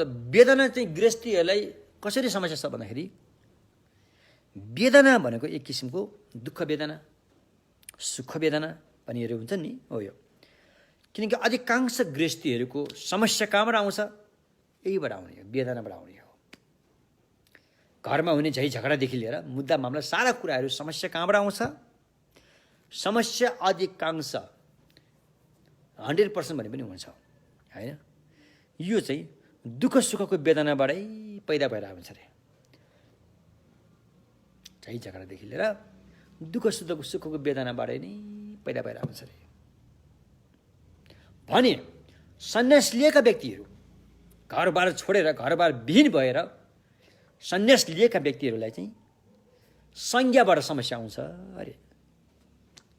संज्ञा भने दर्शन, तेरो दर्शन ठिक हो कि फिलोसफी, मेरो दर्शन ठिक हो कि उसको दर्शन ठिक हो कि भनी दर्शनहरूबाट नै समस्या पैदा भएर आउँछ अरे होइन। तेरो सम्प्रदाय, मेरो सम्प्रदाय, उसको सम्प्रदाय ठिक छ, यसको सम्प्रदाय ठिक छ, मेरो दर्शन ठिक छ, तेरो बाटो ठिक छ, उसको बाटो ठिक छ। यो सारा विवादहरू चाहिँ संज्ञाबाट आइरहेको हुन्छ। त्यसैले त्योबाट मुक्त हुनुको लागि अरूप धातुसँग सम्बन्धित समताको आवश्यक पर्यो। तसर्थ यिनी कुराहरूलाई बुझेर अनि संवेदनाबाट छुटकारा पाउनुको लागि 4 किसिमका रूप धातुसँग सम्बन्धित ध्यानहरू बताएको हो। अब संवेदना दुईटा, 3टा पनि छन्। उपेक्षा पनि छ। उपेक्षालाई अहिले एक ठाउँमा थाँती राखौँ। अनि हामी फोकस हुने बढी चाहिँ दुःख र सुखमा हो। दुःखबाट कसरी उम्किने, पाएको सुखबाट कसरी कायम रहने, पाएको सुखमा कसरी कायम रहने, यो दुईटा भने बढी हामी लागि परेका हुन्छौँ हरदम, हर क्षण, हर हमेसा। त्यसकारण यो वेदना दुःख र सुखको वेदना, यो दुःखको र सुखको वेदना पनि 4 किसिमका छन्। मोटामोटी स्तरको दुःख वेदना, मसिनो स्तरको दुःख वेदना भनी दुईटा छ। फेरि सुख पनि मोटामोटी स्तरको सुख वेदना, मसिनो स्तरको सुख वेदना भनिन्छ। ओ 4 किसिमको वेदनाबाट मुक्त छुटकारा पाउनको लागि नै रूप धातुसँग सम्बन्धित 4 किसिमको समता ज्ञान गरिन्छ। यी 4वटा समताले ती 4 किसिमको वेदनालाई त्याग्दै जालियो। त अन्तिम वेदना चाहिँ उपेक्षा वेदना हो। त्यो चाहिँ त्याग्न सक्दैन। फेरि त्यो चाहिँ फेरि लोकोत्तर मार्गमा नगइकन त्यो त्याग्न सक्दैन। फेरि लौकिक मार्गले त्याग्न सक्दैन। लौकिक मार्गले त्याग्ने भनेको त्यो दबाउने मात्रै हो कि त्यसलाई निष्क्रिय पार्ने मात्रै हो। जरादेखि फ्याँक्न चाहिँ सक्दैन, फेरि निष्क्रिय पार्ने मात्रै हो यसरी। हामीले सुन्छौँ नि यहाँ पौराणिक कथाहरूमा होइन, अब हाम्रो यता हिन्दूमा त थुप्रै पौराणिक कथाहरू छन् त्यहाँ होइन होइन, विश्वामित्र ऋषिको पौराणिक कथाहरू छन्, दुर्वासा ऋषिहरू त्यहाँ पौराणिक कथाहरू छन्, हामी सुन्छौँ नि। उनी त ऋषि हो नि, खास ऋषिहरूमा त त्यो रिस त नआउनु पर्ने हो, लोभ त नआउनु पर्ने हो। उनीहरूले त्यो त्यागे भन्छन् क्यारे, रिस लोभ सबै त्यागे भन्छन् क्यारे। त्यो त्यागे त्यागे, जरेदेखि त्यागेनन्, जरेदेखि नत्यागेकोले फेरि त्यो आउने अवसर भइरहन्छ। जस्तो हामीले पौराणिक कथामा विश्वामित्र ऋषि हुनु, उनले लोभ त त्यागे होलान्। जब मेनका सामान्य आइन् फेरि उनको त्यो जाग्यो, लोभ जाग्यो। दुर्वासा ऋषि हुन्, उनले रिस त त्यागे होलान्। जब त्यहाँ अप्रिय घटना घट्यो फेरि रिस त जाग्यो। श्राप पनि दिन्छन् तिनीहरूले, मैथुन क्रिया पनि गर्छन् तिनीहरूले, भन्दाखेरि त्यो त्याग चाहिँ पूर्ण त्यागेको होइन रहेछ भन्ने कुरा पनि यता कता हामी त्यो अब त्यो पौराणिक कथा कतिको सत्य म भन्न सक्दिनँ। त्यहाँ बताएको कुराहरू चाहिँ छन्, यस्ता घटनाहरू चाहिँ त्यहाँ छन् नि, सुनिन्छ नि होइन। हो त्यस्तो। तसर्थ त्यसो भएकोले यो लौकिक समता ध्यानले चाहिँ यस्ता नकारात्मक कुराहरूलाई दबाउने मात्रै काम गर्छ, जरादेखि फ्याँक्ने काम चाहिँ गर्दैन। जरादेखि फ्याँक्नको लागि चाहिँ अनि फेरि अनात्मामा पुग्नुपर्छ, परमात्माबाट पनि माथि अनात्मामा पुग्नुपर्छ, अनि मात्रै त्यो जरादेखि फ्याँक्ने काम हुन्छ। त्यसलाई भनिन्छ सम्यक लोकोत्तर मार्ग। तसर्थ यो लौकिक मार्गले उपेक्षा वेदना पनि त्याग्न सक्दैन, उपेक्षा वेदना पनि त्याग्न सक्दैन। दुःख वेदना त्याग्न सक्छ, सुख वेदना त्याग्न सक्छ, तर उपेक्षा वेदना त्याग्न सक्दैन। उपेक्षा वेदना त्याग्नलाई फेरि लोकोत्तर मार्ग नै चाहिन्छ फेरि। यो कुरा पनि तपाईँले नबिर्सिनु होला। एवं प्रकारले अब यसरी समता ध्यान गर्दाखेरि अनि त्याग्नुपर्ने कुराहरू पनि ठुलो स्तरको, मध्यम स्तरको, सूक्ष्म स्तरको, 3 किसिमका स्तरका हुन्छन्। जस्तो कि समता ध्यानले त्याग्नुपर्ने मोटामोटी कुरा भनेको कामछन्द र अनि प्रतिविहिंसा, अरूलाई मार्ने सोच राखेर, अरूलाई घात पुर्याउने सोच राखेर लट्ठी उठाउने, हतियार उठाउने, विष प्रयोग गरेर आदि आदि प्रतिविहिंसा, कामछन्द र प्रतिविहिंसा, यो दुईटा चाहिँ त्याग्नुपर्ने सबभन्दा पहिलो स्तरमा आउँछ। समता ध्यानले त्याग्नुपर्ने पहिलो स्तरमा आउँछ। यो चाहिँ एकदमै लुगा धुँदाखेरि सबभन्दा मैल कहाँ हुन्छ, यहाँतिर हुन्छ नि कठालोमा, हो त्यो जस्तै हो। यो पहिलो त्याग्नुपर्ने पहिलो नम्बरमै यो आउँछ। किनकि यसले चाहिँ ध्यान मात्रै समता आउनलाई नै यसले बाधा गरिरहेको हुन्छ, समता आउनै दिँदैन यसले। अरूहरूले चाहिँ समता आउन दिन्छ र त्यसलाई विकास हुनलाई मात्रै बाधा गरिरहेको हुन्छ, तर यसले त समता नै पैदा हुन दिँदैन, समतालाई आउनै दिँदैन यसले।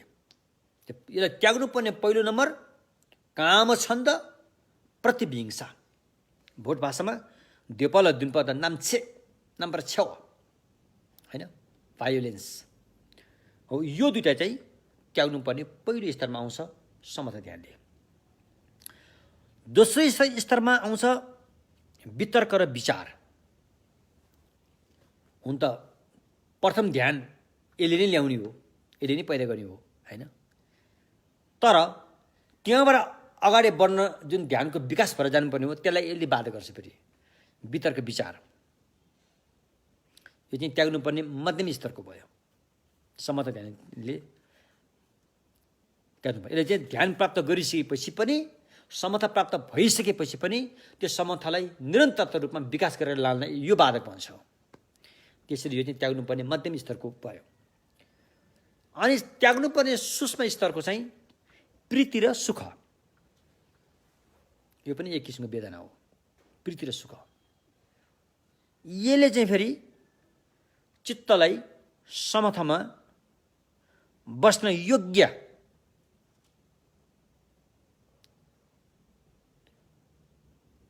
हुनुमा बाधा गर्छ।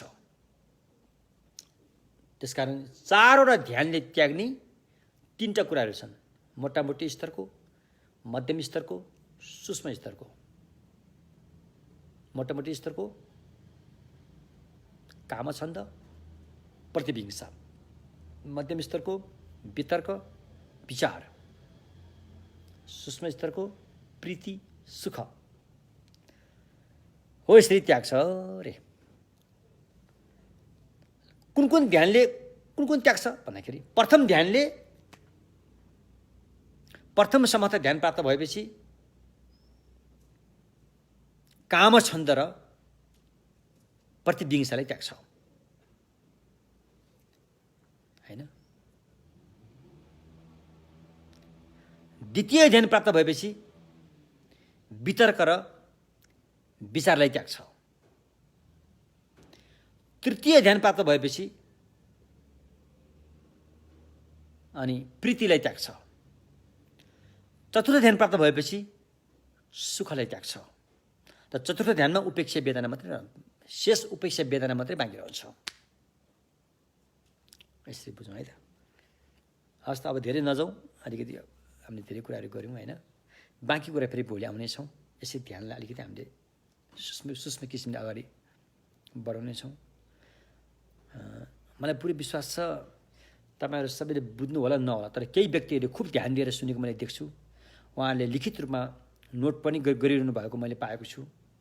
उहाँले साँच्चीकै अध्ययन गर्नुभएको मैले पाएको छु। मात्र तपाईँहरूले त्यहाँ प्रवचन सुनेर के रहेछ हेरौँ त भनेर मात्रै नबसेर अलिकति सिरियसली अलिकति गहन विषय हो रहेछ भनेर लाग्नु भएको मैले पाएको छु। ती व्यक्तिहरूलाई मैले ध्यान दिएर मैले यहाँबाट मैले भन्दैछु, होइन? त्यस्तो गर्नुभयो भने सायद मैले ट्याउँ ट्याउँ ट्याउँ बोलेको मुख दुखाइ पनि सायद खेर नजाला भन्ने मैले आशा गरेको छु। यति भन्दै भोलि महाकालको दिन हो अनि हरेक महाकालको दिनमा मैले यहाँ महिनाको एकपल्ट महाकालको साधना पूजा गर्ने गरेका छौँ। स्वदेशमा रहनुभएका मेरा धर्ममित्रहरू र विदेशमा रहनुभएका धर्ममित्रहरू जसले महाकालको पूजाको लागि अनुरोध गर्नुभएको छ, अधिकांश युकेवासीका धर्ममित्रहरूले अनुरोध गर्नुभएको छ। साथै अमेरिकामा बस्ने मेरा धर्ममित्र केही हुनुहुन्छ, उहाँहरूले पनि अनुरोध गर्नुभएको छ।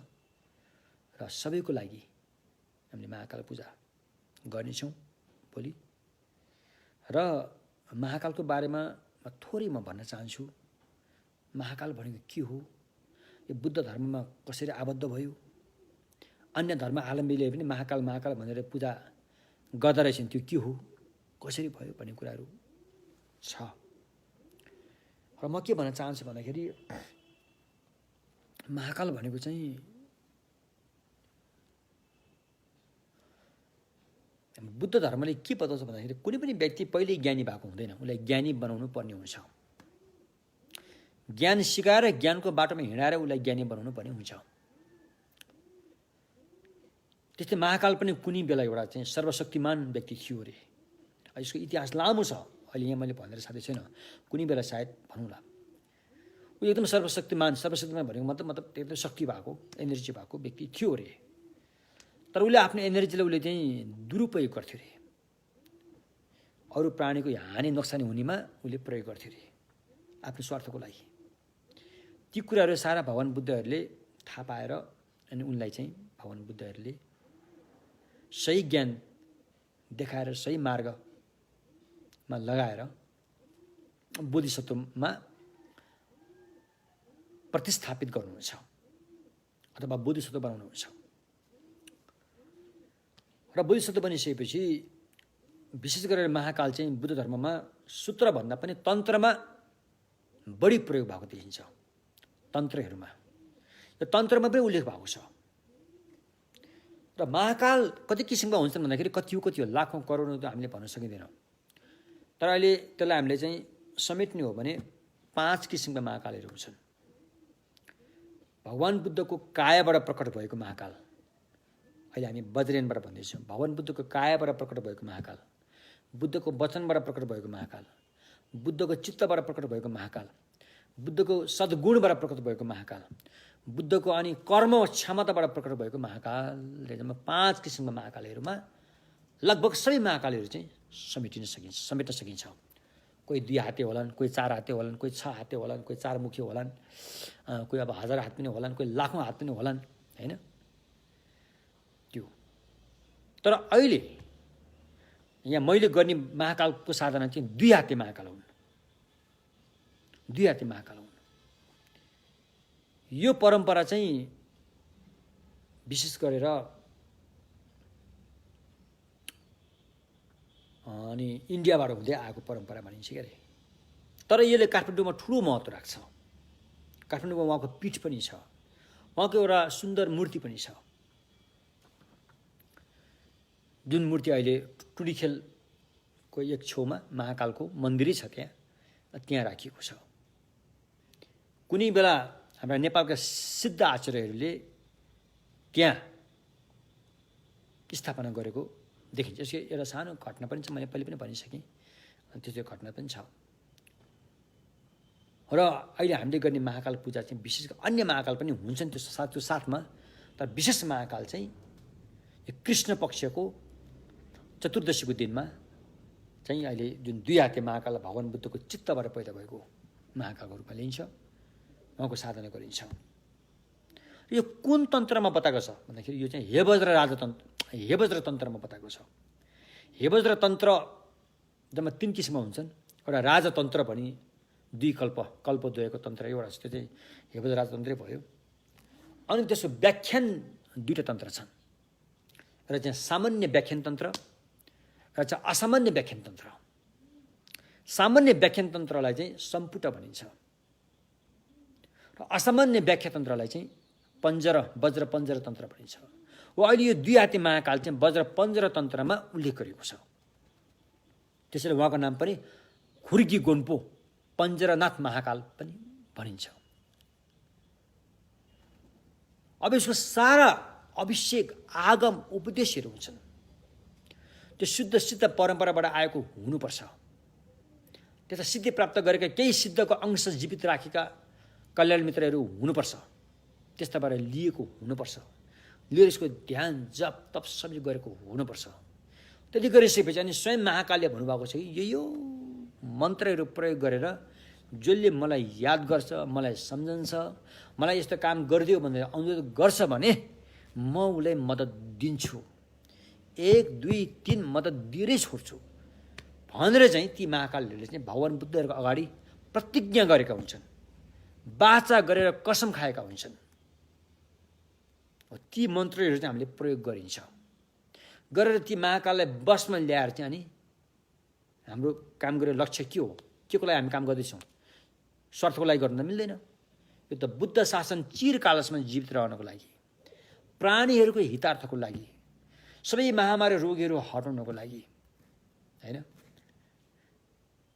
कल्याण मित्र गुरुहरूको चाहिँ दीर्घायु हुनको लागि, दानपतिहरूको चाहिँ समृद्धि बढ्नको लागि, होइन। अनि यो महाकाललाई चाहिँ एउटा शुद्ध बुद्धिचित्तबाट प्रेरित भएर, महाकरुणा र मैत्रीबाट प्रेरित भएर अनि महाकालको साधना गरिन्छ, होइन। गराउने व्यक्तिहरूले पनि यसै गरी गराउन सक्नुपर्छ कि मात्र आफ्नो स्वार्थ भावमा मात्र नरहेर सबै प्राणीको हित र कल्याणार्थ सबै विघ्न बाधाबाट चाहिँ मुक्त भएर सबैको हित गर्न सकौँ भन्ने मनसायले महाकालको पूजा गराउन सक्यो भने राम्रो हुन्छ। नत्र एउटा झिनामिना कुरालाई र स्वार्थ भावनालाई लिएर त्यत्रो महाकाल उतारेर काम गर्यो भनेदेखि नङ काट्नलाई बन्चरो प्रयोग गरे जस्तो हुन्छ, त्यो उचित हुँदैन। त्यस्तै तथास्तु बुद्धिचित्त भएर, तथास्तु पवित्र करुणाको भावना भएर, तथास्तु मैत्री भावना भएर नै महाकालको पूजाहरू गरिन्छ। अब भोलि त्यो दिन आउँदैछ अनि धम्म मित्रहरूले जति पनि मलाई यहाँ नाम पठाउनु भएको छ महाकालको पूजा गर्नको लागि, उहाँहरूको नाम मैले साथमा उच्चारण गरेर बोलेर हामी महाकाल पूजा गराउनेछौँ। ती धम्म मित्रहरूले महाकालको पूजा गर्दाखेरि भोजन दान दिनुभएको छ, हामी भोजन पनि खुवाउनेछौँ। तर अहिले पछि हो भने धेरै मान्छेहरू भेला हुने गर्दथे, तर यो महामारीको कहर, महामारीको यो यस्तो अवस्थामा हामी धेरै मान्छे भेटघाट गर्न नमिल्ने भएकोले धम्म मित्रहरू आफ्नै घरमा बसेरै तपाईँहरूले महाकालको प्रार्थना गर्न सक्नुहुन्छ र हामी यहाँ केही व्यक्तिहरू बसेर अनि महाकालको पूजाहरू गरिदिनेछौँ। हस्त यति भन्दै महाकालको छोटो परिचय यसै दिँदै आज यहाँ विषम गर्न चाहन्छु पुण्य परिणाम हुन सोनम दिए थम्जे सिबाङे थम्ने ngepe dana phamje ne kega na che balon thuba sipe cholen do wan do wa shu